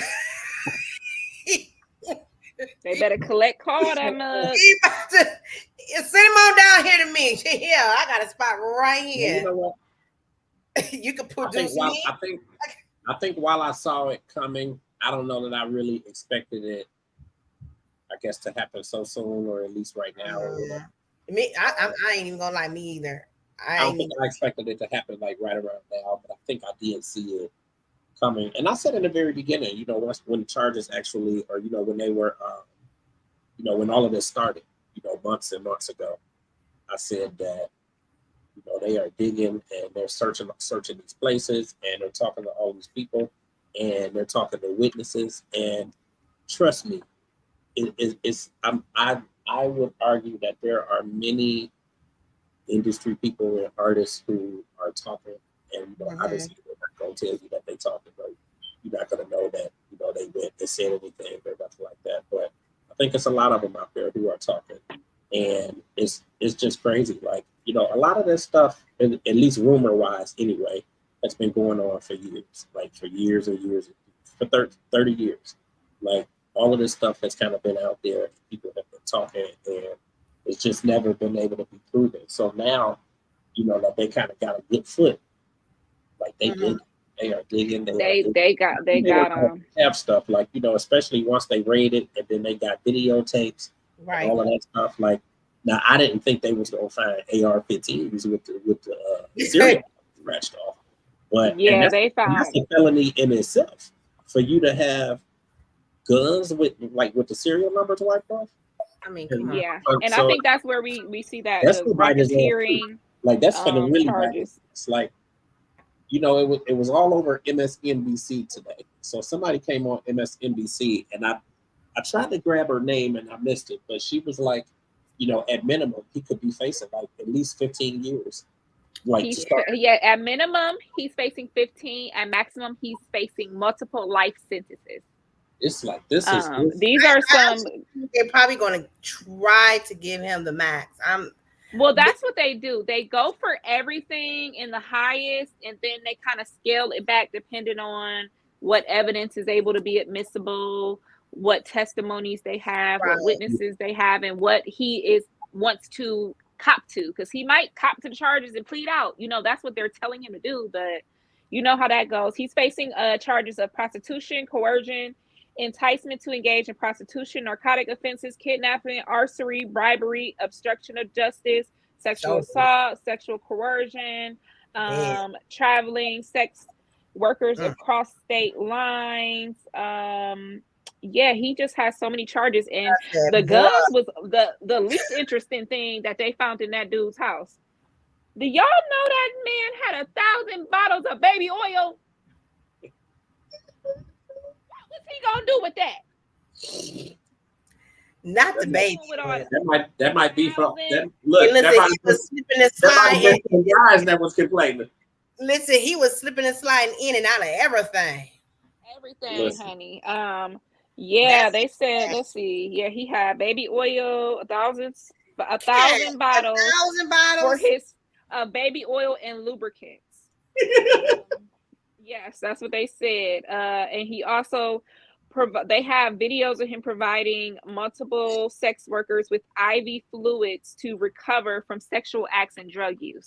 So he is providing the drugs and he providing the cures. He got them hooked up to IVs, and all of a sudden he a nurse of all trades. That's what I'm saying. And then they said when he was arrested, he had a mystery pink powdery substance with him that they were later going to test and said it's let us know what kind of drugs they were.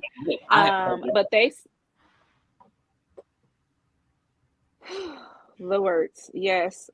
Prostitution, accused of using his businesses to engage in kidnapping, arson, bribery, and more. And I wonder if that arson charge is from Kid Cudi, because y'all know he so-called blew up his car.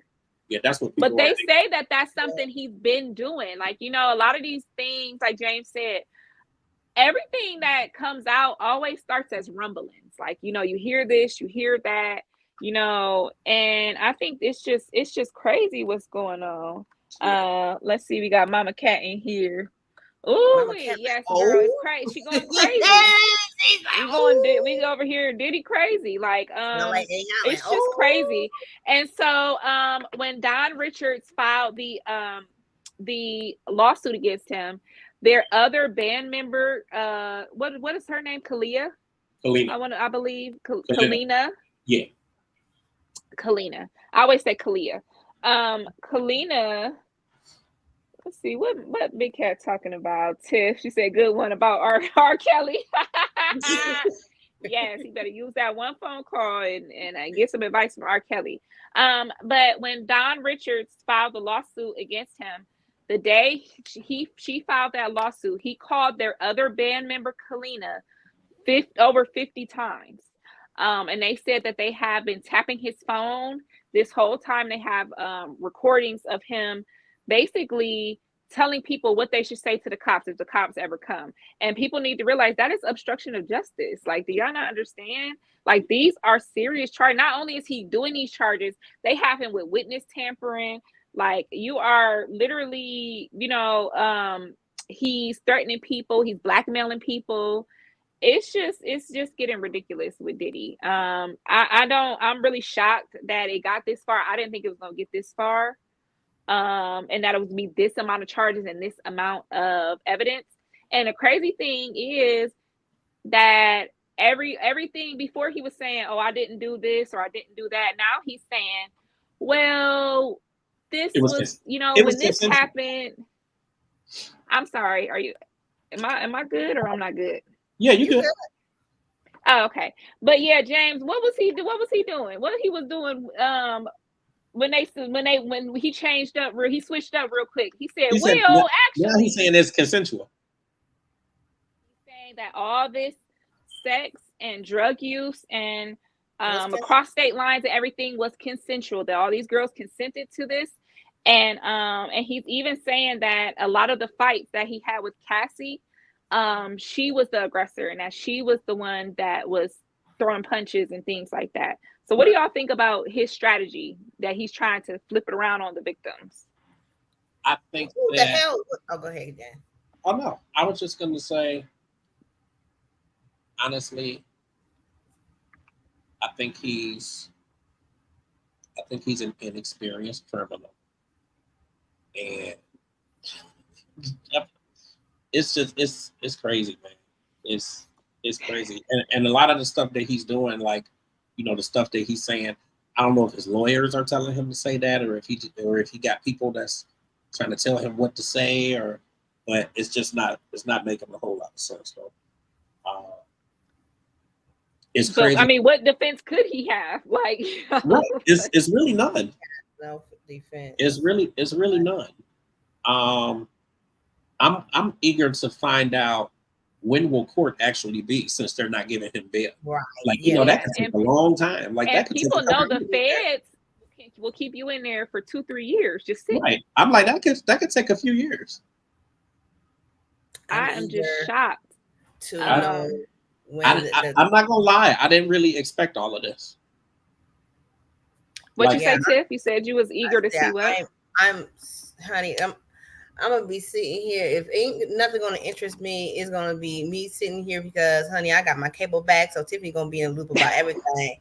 I'll tell you what. I mean, shit is so high today, but let me tell you what, it ain't nothing like sitting here with y'all and y'all. I just can't do this phone thing no more. I'm gonna be sitting right here in front of this TV like, what? Like the what was the football player? He just passed actually about a couple of months ago. And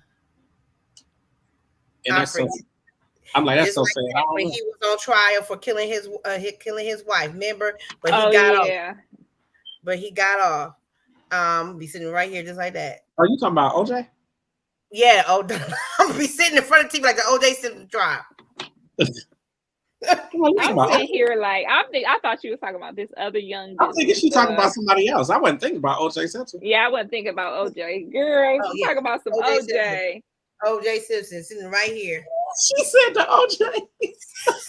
So that's how you're gonna be watching the trial, like the OJ Simpson trial. Tip, shut up. Except when I was in school, we was at Garfield High School in the cafeteria, honey, and they announced it over the announcements. Oh my God. Sure is. Because I really want to know what witnesses, because you know they're going to be sitting here trying to get these witnesses. And I'm really, and old girl going to be one of them, of course. But it's just the fact that y'all really just really coming out on this dude, like for real, to the point where you're justifying everything. And you're flipping it out, like you said, you're flipping it out on everybody. It's not happening, bro. It's not. Yeah. You cannot flip it. It's not happening. You cannot flip it. You did what you did. Consensual. Now, y'all, I don't know. I'm just eager to see when it's going to be, and I'm eager to see who else was involved.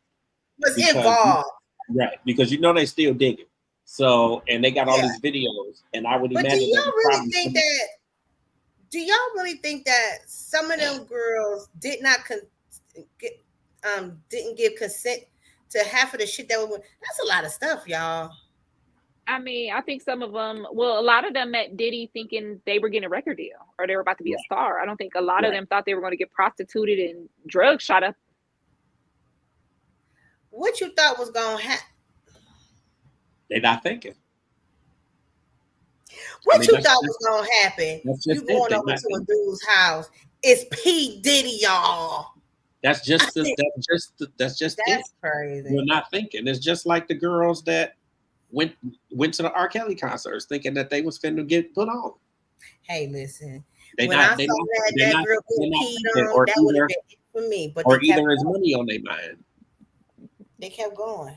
In that situation before the dirt, and they still kept going with R. Kelly. Like, what you thought? Yeah, but you know, you got to understand levels of power. You may say, okay, I'm fine being a prostitute, but he say, well, I'm about to take you across state lines, and I'm about to take you to this place and that place, and they may not have consented to all of that, you know. So no, they not consented to all of that. When they were talking about bail, I pretty much knew they weren't going to give them bail because, you know, everybody's talking about how he coerced them and he bribed them and made them think that he was going to cut them off financially or kill them or blow up their car or like I knew they wasn't going to give them the bail. But wow, that's a lot, y'all. I don't know, but I just, like I said, I'm just eager to see when court is going to be, and I really would like to see who else is involved. And you know, and I guess in the latest suit, they have, you know, in the charges they have the baby mama, 50 Cent's baby mama named as well. The one that he was calling the sex worker, Daphne Joy. Oh yeah. So I'm just ready to see how it all turned out, but this is big. And then I wonder what happens. I mean, hell, all the kids are grown pretty much because the girls are grown now. Are they 18? They're in their senior year of high school, so this is all happening during their senior year. So I wonder where. But then he has that little baby, the Asian baby, you know, the half Asian baby, Love Sean Combs or whatever her name is. I think that's her name. So, you know, I mean, but the baby probably with the mama. So I mean, I would imagine. Well, he had a lot of custody of that baby. They said he was very involved. The baby was dang near at his house all the time. You know, they say he liked to have concubines. He liked to have, you know, you over here in the West Wing.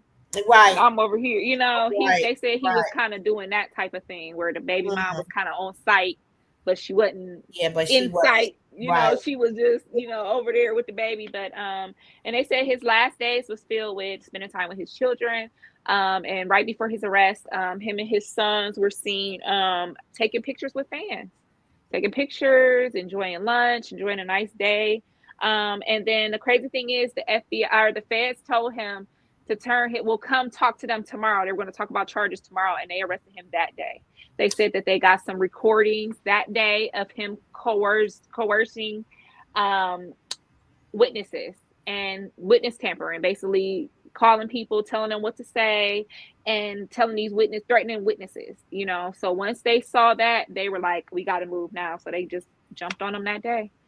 Wow. So you're telling me that Probably this was actually planned. This was actually planned.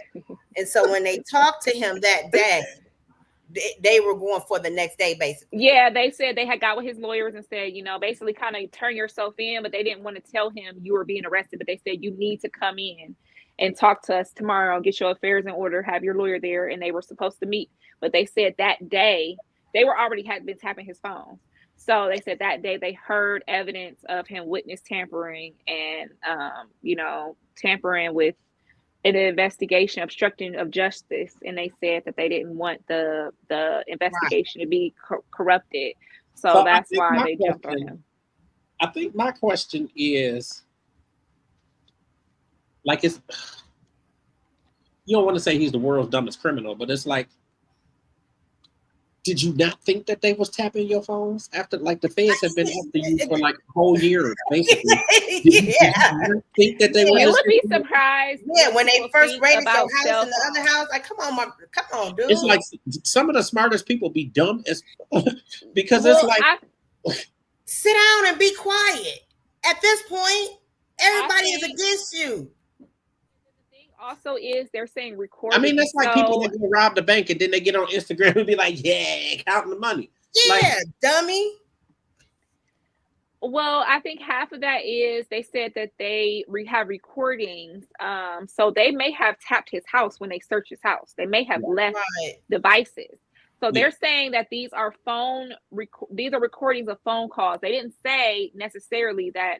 They said they phone tapped him and they had recordings, but who knows if the recordings were from the phone, if they were from the house, but they were of these phone conversations. And also, as we saw with how he handled Cassie, I don't think Diddy took a lot of this stuff really that serious. And I think, you know, with him getting away with stuff for so many years, I think that he just got a big head and just thought he could handle it, especially with threatening people.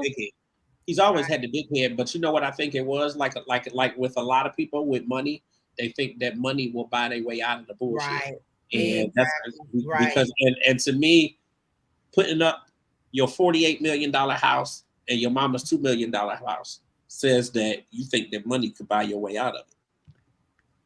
Yeah, because he offered up that 50. He offered up $50 million to get out of jail. That's what his attorney was fighting.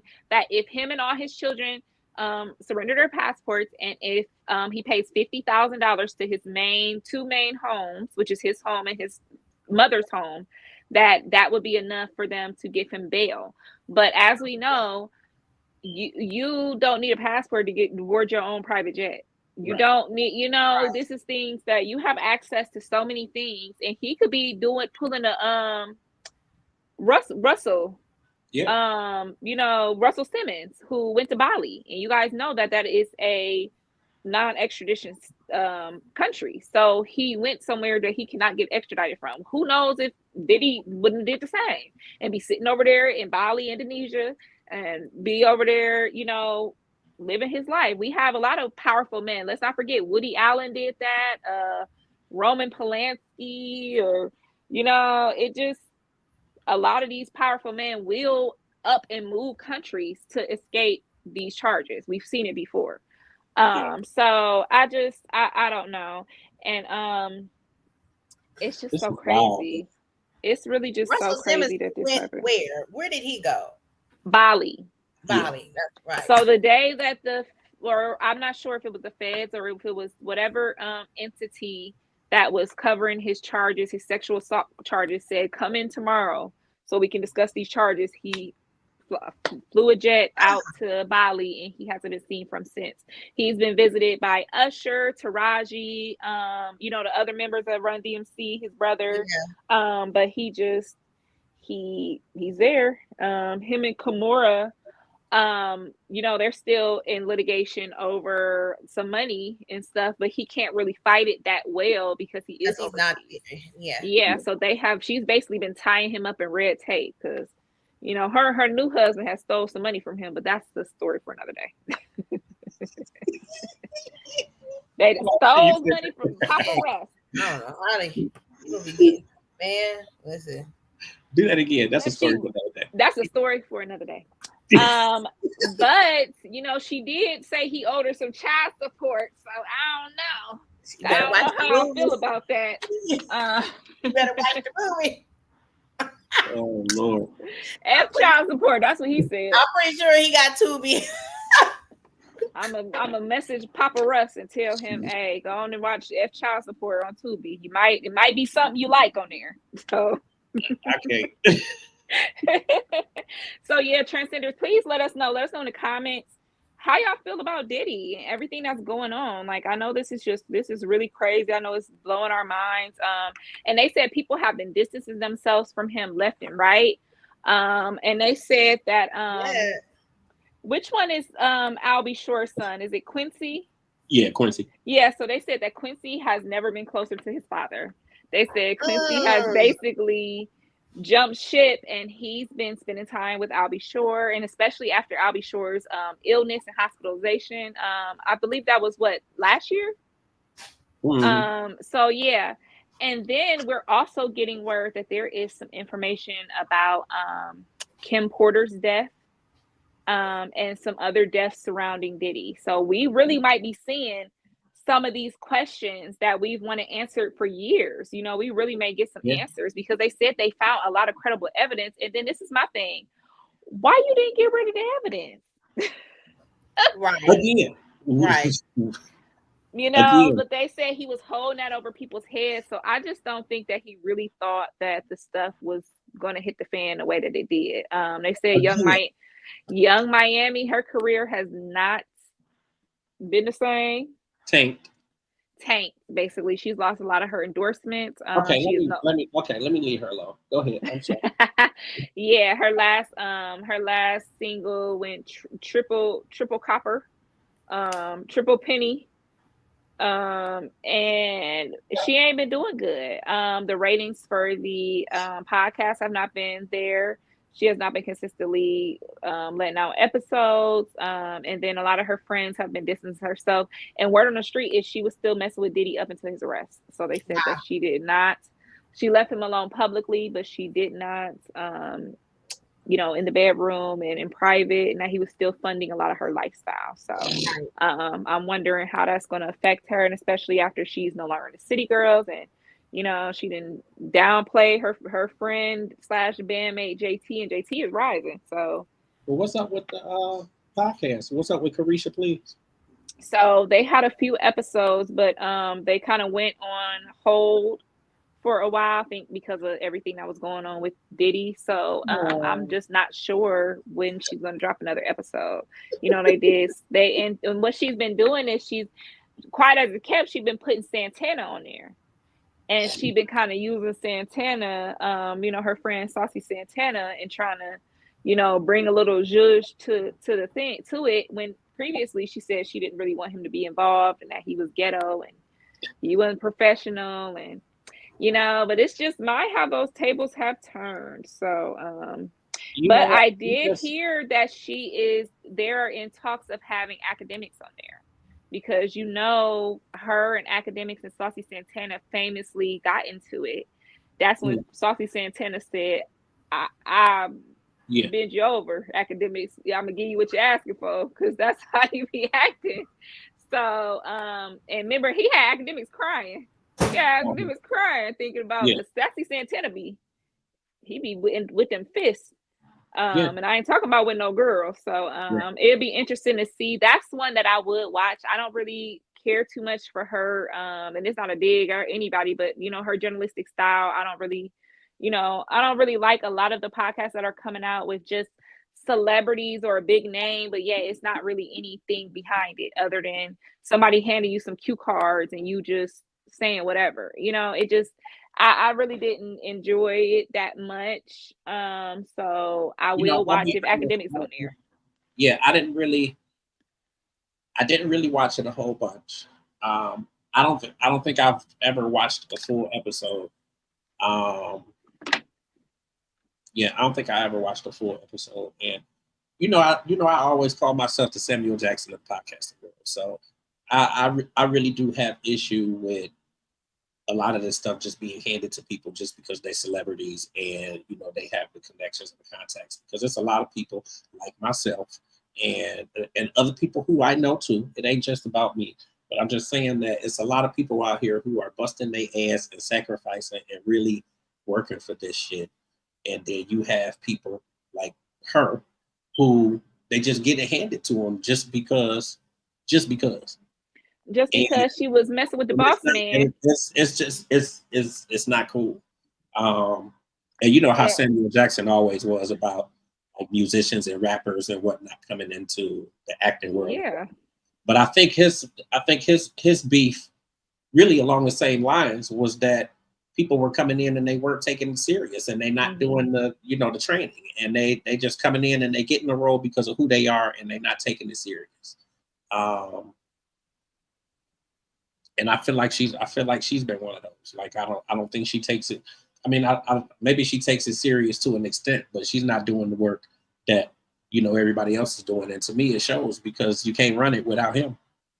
Right. It's been running into the ground. And they said that, Revolt TV is on the fence with it already. So we're going to see if there's going to be more episodes or seasons. Revolt TV really going to be on too is the question. Well, they have a mystery buyer that bought it. So we have no clue what direction they're going to go in, if they're going to sell it, if they're, networks will switch it into something else. They might take it and say, we want it to be a country network. We want it to be a lifestyle channel. We want it to be, they could do anything with Revolt TV. So, it's going to be interesting to see. Is there anything else you guys want to say about Diddy or any more thoughts about Puff Daddy? No, just can't wait for the trial. Yeah. So, I did want to talk, since we were talking about podcasters, why would y'all Uncle Shannon down off at the Instagram Live? I think that it was. You know what? I really totally forgot all of. I think it was. I was sitting there all day. Hey, damn! Unc putting in that work. I'm about to break the bed, ain't you? You is stupid. Oh my God. But James, I agree with you. I definitely think it was planned. I think because how do you make a mistake and go live?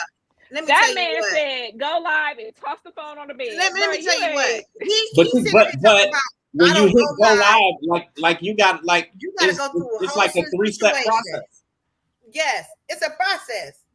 You got to go into first of all, you got to go into your page. Okay, you got to push the plus sign. It gives you the option if you want to go live, take a picture, go live, or whatever. You have to push go live. This fool gonna sit here. Oh, go live, nigga. You went live that night. Oh, you was going live. Like you can't even lie right. That's the problem. You can't even lie right. Come on. Bruh. He was hacked. Oh my God. God. He was hacked. Right. Y'all was go livers up in there. Wasn't they, Tiff? They was some go livers. He said, "That's my." What's her name? Megan. That's my Michelle. That's my Michelle. That's my Michelle. Then he started whooping. I thought I was gonna lose it. I said, "Oh." But wait a minute. What got me was the minute and 16 seconds. Got up in that thing and it knocked him out. He was fighting. Huck was fighting, but the meow meow was a little too strong that night. Okay. I definitely think it was staged though. Michelle put that on him, didn't she? Oh, I'm not going to reveal her. Bird. That wouldn't be fair.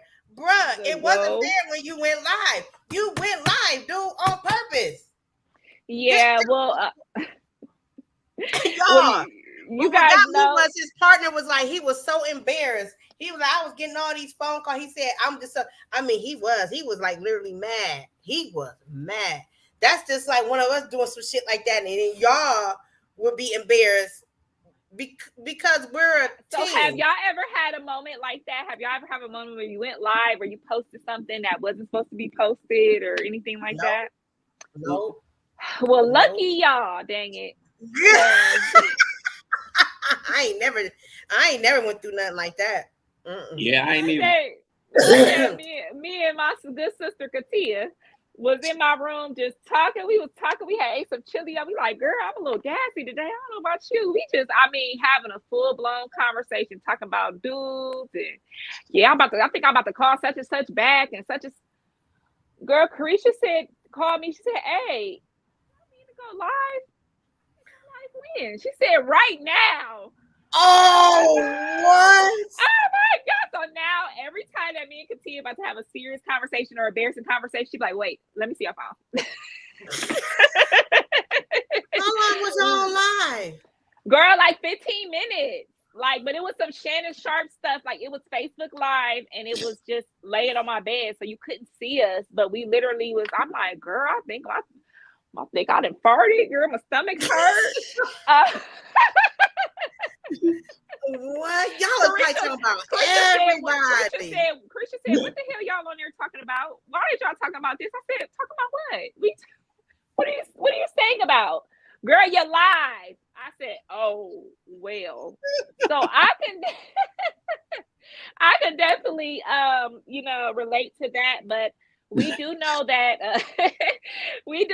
Shannon Sharp had those, he had some homosexual rumors about him. Right. Especially when he hopped out with that green outfit on and he had his little purse on and and you didn't see it was a video that everybody was parody. He was in front of like Total Wines or something. He was like, yeah, we about to go get some wine and but it was like that's he did have some tight leggings on. I ain't gonna cap. The leggings was looking a little like everything tight. he have on is tight. It's tight. And he got that big old, donkey big old nose, body. Sis, we love a good. You can't miss it. Nose. We love it. What Beyonce say? She like the Jackson 5 nostrils. So well, I guess so because you can see all up in there. And it's the world. Which it's like right, you can. Which I think it's unfair that I think it's unfair that people judge people based off mannerisms or way of dress or whatever like that. First of all, it ain't none of your business anyway because he not effing you. So it's not none of your concern. And I really hate that people, especially men, get so homophobic. You crusty as heck. You barely got women messing with you. You think a man coming over here to mess with your stinking butt? No, absolutely not. So Cat Williams called him and said, you ain't gay, you wasn't gay that night. You wasn't gay that night, Shannon. So I do believe that I think that he did it to put the rumors to rest of his sexuality. And I think that a lot of people, his podcast is getting bigger. He's getting more names. He's getting, a lot of momentum. I think he just really wanted to put those rumors to rest. But I think he could have went about it a different way. I think it was embarrassing. I think it was low. I think it was low for him and his even for her. Even though don't nobody know what she her. Like and everything, it's still. I think that still was just. Come on. It's embarrassing, and I think that it's other ways to do that. And the thing is, he could have lost his major deal with ESPN because let's not forget they have fired people for less. For less offensive. Who did they fire for having a stripper party on live? Oh my God. But some things is common sense though. You know what I'm saying? When you're working for somebody, it's just a lot of things. Well, they have a behavioral clause. Yeah. It's just common sense. You ain't supposed to do nothing like that. And even though you're Shannon Sharp, you work for the sports show, the sports channel. Come on. I'm really surprised they didn't fire him for that. I am I'm super surprised, but the thing is, I think that he's one of their top dogs right now, and they can't. Their viewership, ESPN viewership has been going down. Right. So I think that especially with his podcast and he's doing so much, I think they just was like, we cannot lose him. So we just gonna spin it like everything was an accident and whatever, because it wasn't too graphic. Because if it was me, well, Kat, girl, if it was me, they'd have had me.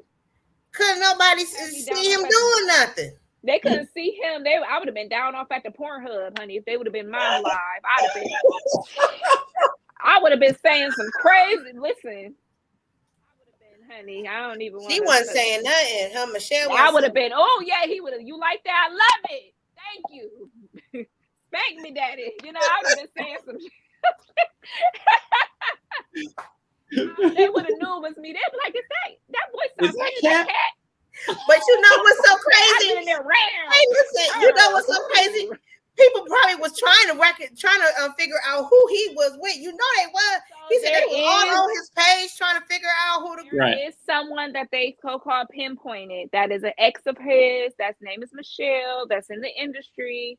She has come out and said, "My name is not Michelle. My name is Nichelle. They don't call me that no more." So I don't know if she was being funny or if that was her cop to it, but we have not officially named Michelle. But I mean, if that was me, you know how they do. They be offering people $1 million on Pornhub to do something. I'd have been like, "Yes, I'm Michelle. What y'all need me to do? What kind of endorsement y'all need me? Y'all need a OnlyFans endorsement or what we got going on?" Because I'm embarrassed too.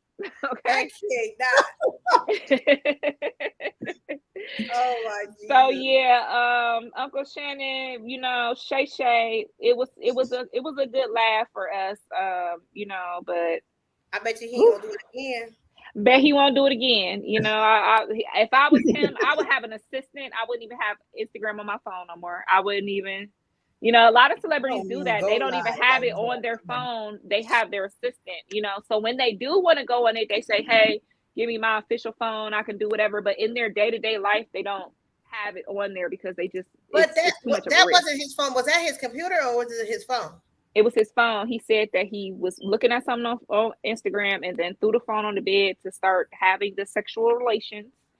And he said somehow the sexual relations, and and somehow, let me see how many steps. Let me see myself how many steps it takes to. Okay, 1. I'm telling you. Right. And listen, 3. I don't think it makes a difference it's a if you have an iPhone or Android. 3-part process. So yours is a 3-part, right? Yeah. So mine is 1. Now she gonna like hers gonna be different. Oh, wait, no, cause we gotta do it like that, cause nobody justifying nothing. So it's journalistic research, James. 2. Okay, now mine is 2 steps. Mine is 2 steps. See? Yeah, so you know it's plausible, but I don't think that that's what happened. I do think mine is 2-step process. Yeah, so you know we'll see. 2 steps. We got 2 steps, 3 steps, but it's it's not something that can just bloop bloop. You know, yeah. I don't know this is not the first celebrity that we've seen stuff like this happen. Sexy Red also had this happen. You know, she was in the middle of having sexual relations. And she claimed they was recording on her phone and it posted. So, you know, who knows? Y'all need to be careful out here with what you're doing on your social media. Yeah. So, yeah, moving on. I know Tiff wanted to talk about some of the deaths that happened over the past 2-3 weeks. Tiff, are you able to talk about them? Talk about who we've lost? Well, you know they say they come in 3, so it's been more than 3 though. It's been 4. It's been 4. Okay. Starting with Rich Homie Quan, James Earl Jones, Frankie Beverly, Tito Jackson. Those were the 4. I'm sitting here waiting for Tiff to say something. You gonna say something about any of them deaths? Yeah. So the first one, James Earl Jones, was a shocker. Um, he was known for many roles in life, and the most popular one was The Lion King, Mufasa. Well, that's depending on who you ask, because a lot of people love him from his voice work on Star Wars. Right. Oh yeah, As yeah. Darth Star Wars Vader. was the most. Well, Star Wars was the first most popular. Star Wars was the most. Star Wars. I'm sorry, I can't even talk. Was the most popular one, and let me. And then they had, yeah, and James. And I mean, he did a lot of acting in his younger years. You know, and the crazy thing is, he was still acting up until his death. Yep, He did. he reprised his role in the live action Lion King. He was one of the only people that they brought back as a voice actor, because they had Beyonce, Childish Gambino. I mean, they recast everybody, but they had to have the real Mufasa on there. So he was doing work with Lion King, and then also Star Wars has a continued universe that lives on Disney Plus. If you guys don't know, I'm a big Star Wars fan. So they have the Acolyte out now. You know, they have the Mandalorian, but he was still lending his voice to you know, Darth Vader TV shows and movies and all different type of things. And it's just so crazy. It's really, really sad. And there was also some controversies around his death as well. If you guys don't know, there was some people was pulling up old clips of him, and you know, things he was saying and things like that. And it's just so crazy that people want to do that after somebody's death. Yeah, and like, let sleeping dogs lie. Let sleeping dogs lie. Like, yeah, you see that a lot. And actually expand on that a little bit more, because I heard a little bit of something. So, if you guys don't know, James Earl Jones was married to a white woman, and he had maintained relationships with white women throughout his career and his life.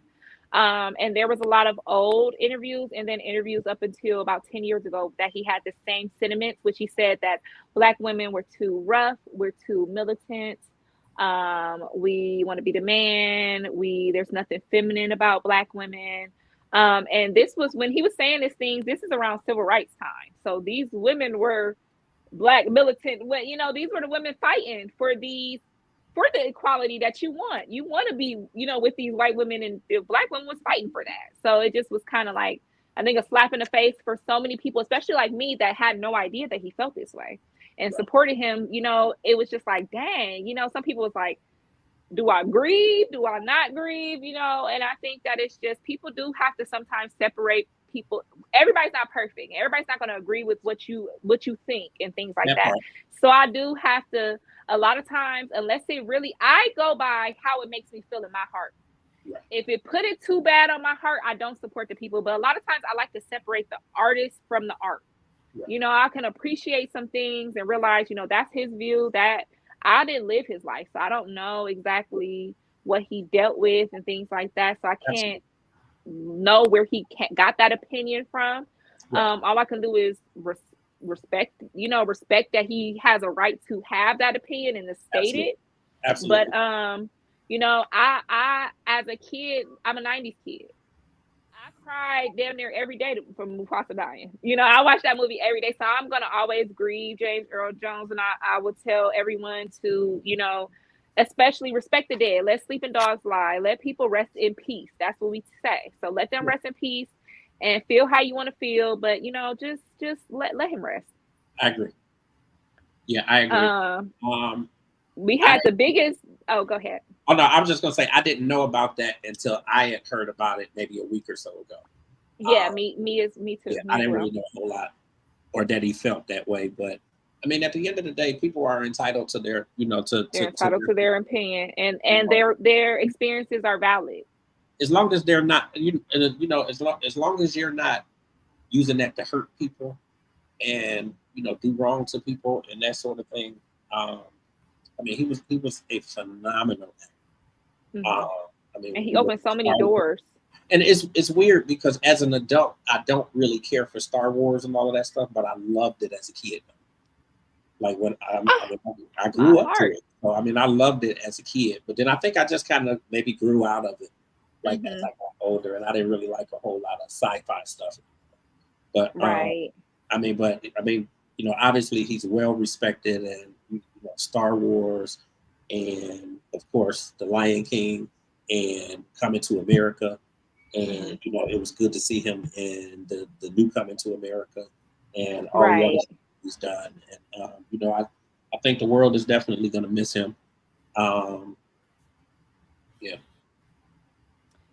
So then the first death to kind of kick off this season right now. Oh yeah. As you guys know, rapper Rich Homie Quan. Yeah. And that was a terrible loss for the rap community. And as Absolutely. our guest earlier stated, you know, it was attributed to drugs. Yeah. Basically, you know, well, they have to wait for the toxicology report, but based Yeah. on the substances that were found at the home and early, you know, forensics, that it is most likely linked to fentanyl. Yeah. Him having, you know, they dress these drugs, this fentanyl, as something else, as something safer, as maybe a perk, or you know, hydrocodone, or you know, something that someone thinks, hey, I'm gonna take this and I'm gonna wake up. But that's just not the case. And so there was a lot of conflicting stories of what happened, what time. They're actually still trying to pinpoint his exact time of death, because they said that night, a lot of people were saying that his girlfriend didn't get help in time because she found him that morning. But the timeline is starting to look that about 10 p.m., his brother found him passed out on the floor with food in his mouth. And they said that this was a common occurrence, that he liked to party and he liked to partake in certain substances. So his brother cleaned him up and put him on a couch. Him and his girlfriend said that they got into some kind of argument earlier in that day. So when she went to bed, him being on a couch was not, you know, anything unusual. She said she woke up that morning, took her child to school, and she put a cover over him because she said it was very cold in the house.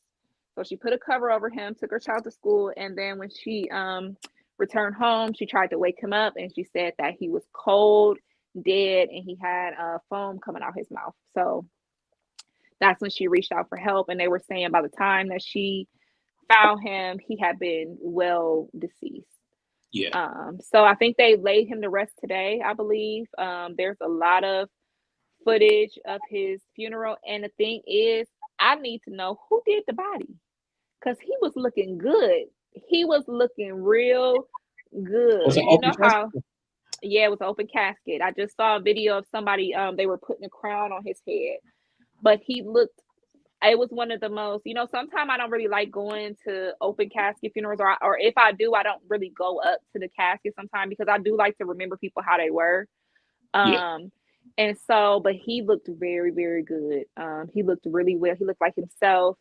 And it was a really, really nice service. They said they had a pretty good turnout. I think maybe today is the friends and family one, you know, the viewing of the friends and family. And I think maybe tomorrow is going to be the public. But yeah, we've seen a lot of people grieving. A lot of fans, especially with these big stars, they're finding it hard to grieve, and they're finding their own ways to grieve. We Yeah. had a death with Frankie Beverly, and we Mhm. saw that in his hometown, and in a lot of places around the different cities, they have actually made caskets with his picture inside Yeah. to ride around the cities and let the fans, you know, show their love and say they last goodbyes, because Yeah, because they he did was it in such, New Orleans. they did it in New Orleans, and then I think I saw that they did it somewhere else too. Okay. That was what they were doing. And I wanna say it was somewhere southern that I saw that they were doing it as well. Okay. But I think that was a really good way to let the fans, you know, take part in the grieving process, because we love these stars and these celebrities. They are part of our lives and our memories, and you know, our good times, our bad times, and things like that. So I think we do sometimes grieve these Yeah. people, you know, that meant so much to us. So I definitely think that that was something that was really good, really good. So rest in peace to Rich Homie Quan, to James Earl Jones, and to Frankie Beverly. And then we also recently just lost Tito Jackson. He was driving out of state, and he ended up having a heart attack. Um, So we want to send our prayers and condolences to the Jackson family. I know they have been losing, members, and and Tito. I remember on American Dream when Tito got whooped for moving him. He was moving them bricks, and he got whooped and he got kicked out the house. So Tito, I love you, Tito. And, I want to send the condolences, like I said, out to the Jackson family and, to everybody out there that is feeling these deaths and that's taking this, to heart. It is one of those seasons. It seems like it just comes in and just kind of, spreads around and takes certain people, and it's not fair and it's not right. But we're here, us at Transcending are always here for you. You can comment and like and share some of your memories with some of these people. Yeah. So how do you guys feel about all these deaths that's going on? Did any one of them specifically touch you? I think Rich Homie Quan bothers me a lot because obviously he was young, definitely way before his time, in my mind. We always think that, we always say that when someone passes, like, it was their time. But I just feel like this was way too soon. And, a lot of times I feel like it can be avoided. And, touching on, what you were saying, like, a lot of people are, it's so much stuff going on in the world. And a lot of these artists and musicians and rappers, like, they are young and they have already lived like a harsh life. Like they have gone through so much shit, whether it's homelessness or whether parents are gone or whether nobody really cares for them or just anything, poverty, just all kinds of stuff. So like they're going through so much stuff and they're being raised to believe that all this stuff, vape pens and weed and fentanyl and Xanax and all this other shit is going to take away the pain. And they're looking for a way to cope and, not have to think about what's happening in real life, in everyday life. And I just wish that, they have these big entourages and they have all these people around them. And then when something happens and they pass, and you have all these people that are like, oh, they were so good. And they were so good to people and they love life and they would do anything for you. And it's like, why were these people not speaking into them?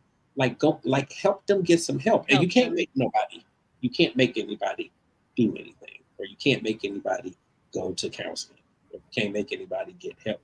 But somebody should have been there that could have said, and not just this particular time when, he took something and ended up taking it out. I'm just saying, like, somebody had to be there to see that. Yeah. And that just puzzles me.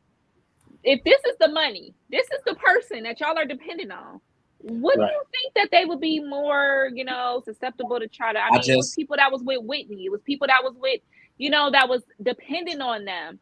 And it just sucks because like we could be doing, like we as a culture, like we could be doing so much better. And like we need to normalize like therapy and getting help and like, trying to clean up some of these past traumas and stuff and taking drugs and stuff out of the equation, because like this shit is, and in this day and age, like you would think it would be common knowledge not to just be getting stuff from anybody. And a lot of people think that, oh, well, because I got it from my boy, that I'm not getting it from just anybody. But who did your boy get it from? Who did he get it from? And sometimes they don't even know what they're selling.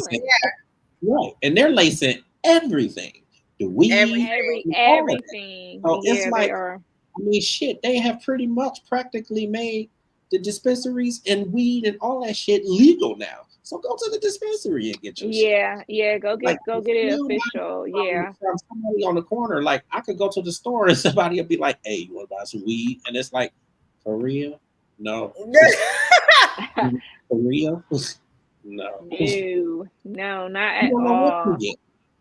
And it's just, I wish we had more people who would like speak that into the kids and Right. get them away from like the weed and vape pens. Like, did you see the news story today? A girl, she had been vaping so much that she had like all of this black and like basically black and bloody substance that was coming from the vape pen, and it was like weighing down on her lungs, like 80 pounds of it.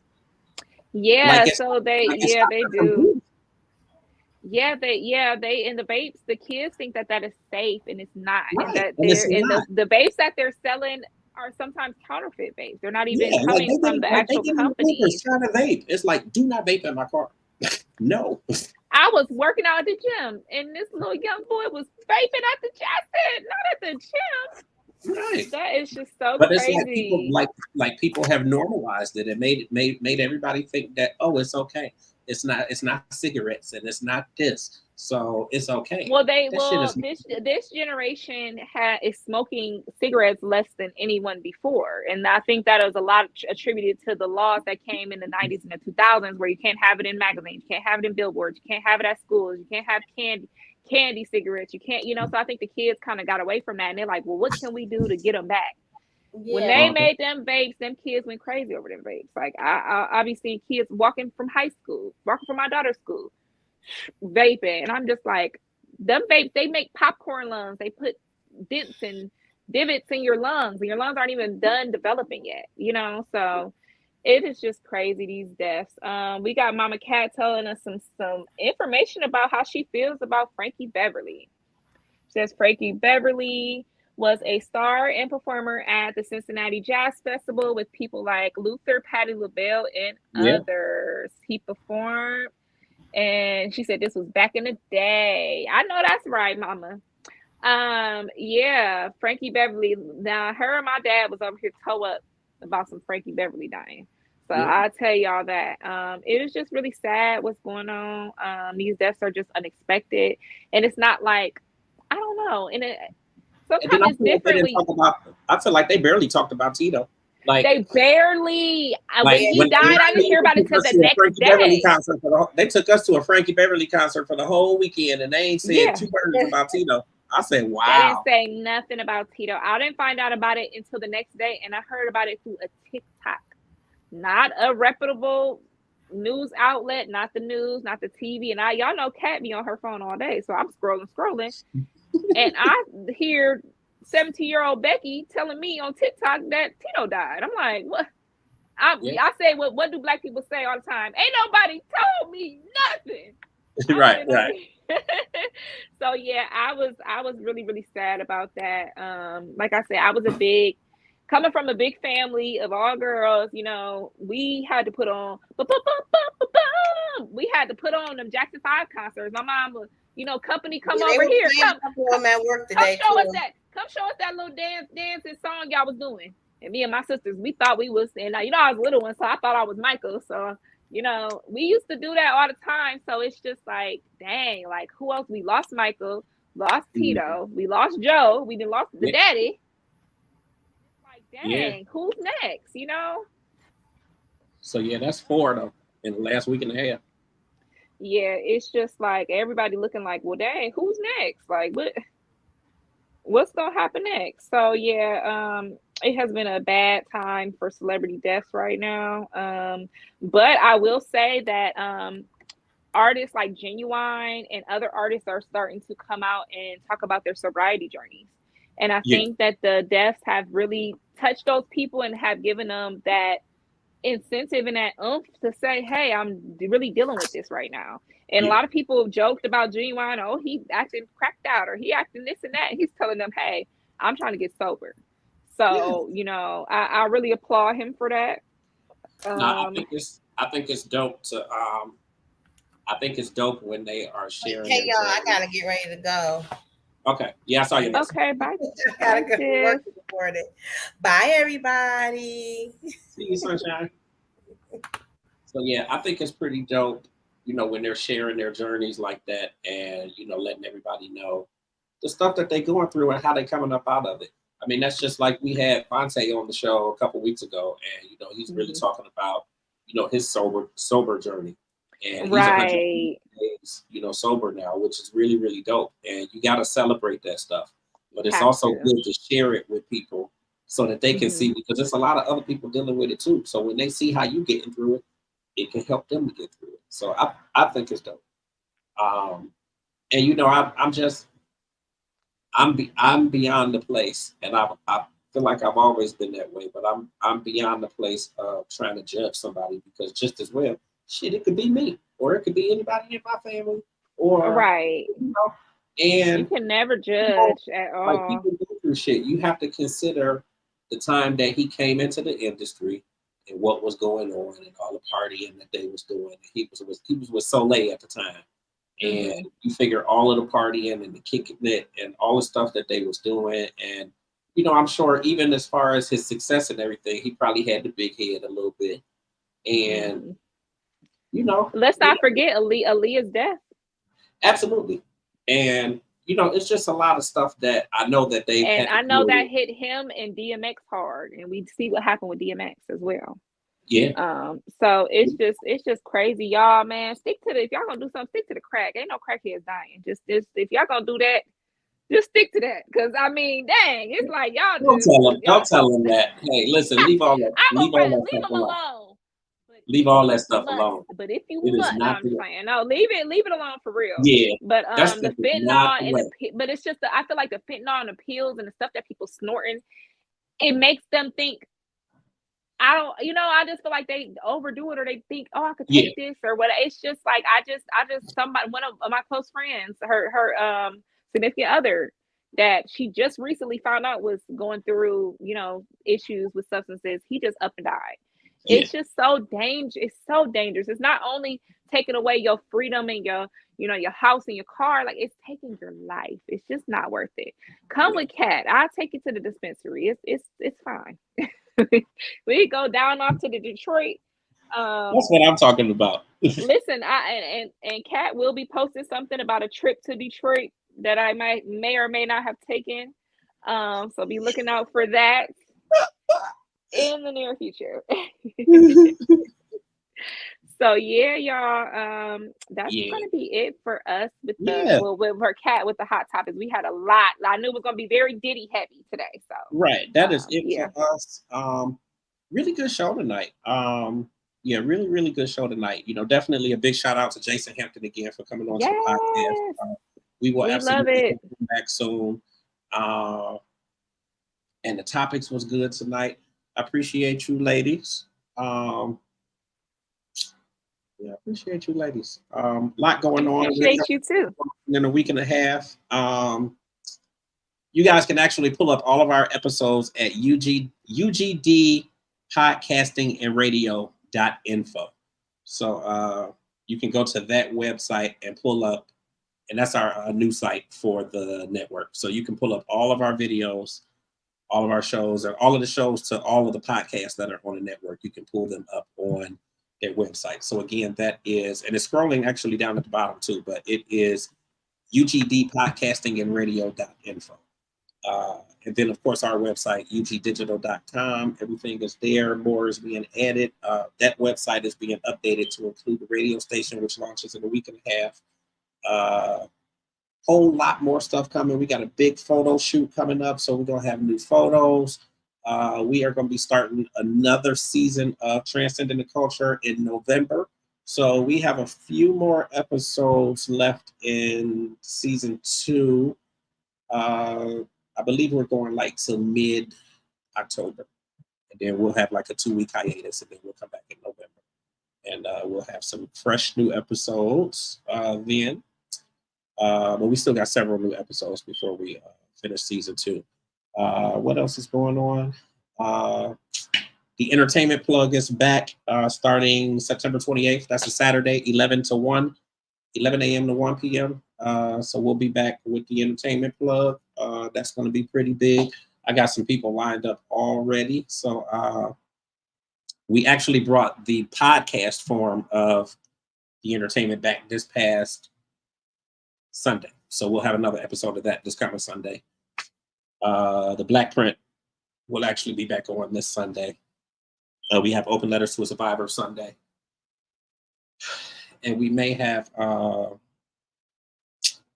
the bucket list on Sunday. I'm still ironing that out now, but a lot of stuff going on. So we appreciate you guys for tuning in. We are steadily building.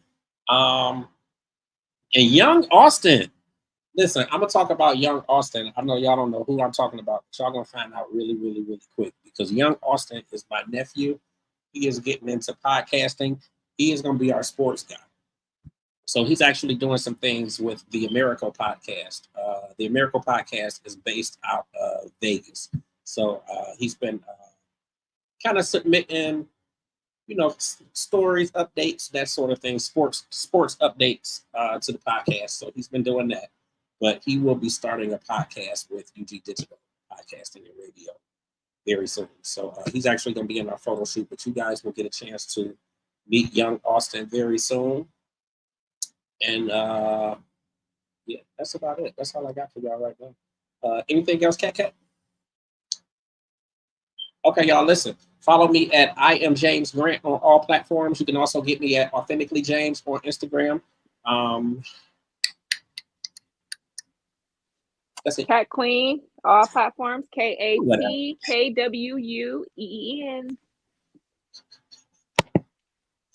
Cat, I love you. Thank you for tonight. Listen, you always put it down with the topics. I appreciate you. Appreciate Tiff. And we're gonna be introducing some new faces to y'all too when we come back with season 3. So you got myself, you got Cat Queen, you got Tiff, and we got some new faces that's gonna be coming to you too. So keep your eyes peeled, because it's gonna get real good. But until next week, y'all have a good night. Enjoy the rest of your week, and we will see y'all next Tuesday. Bye.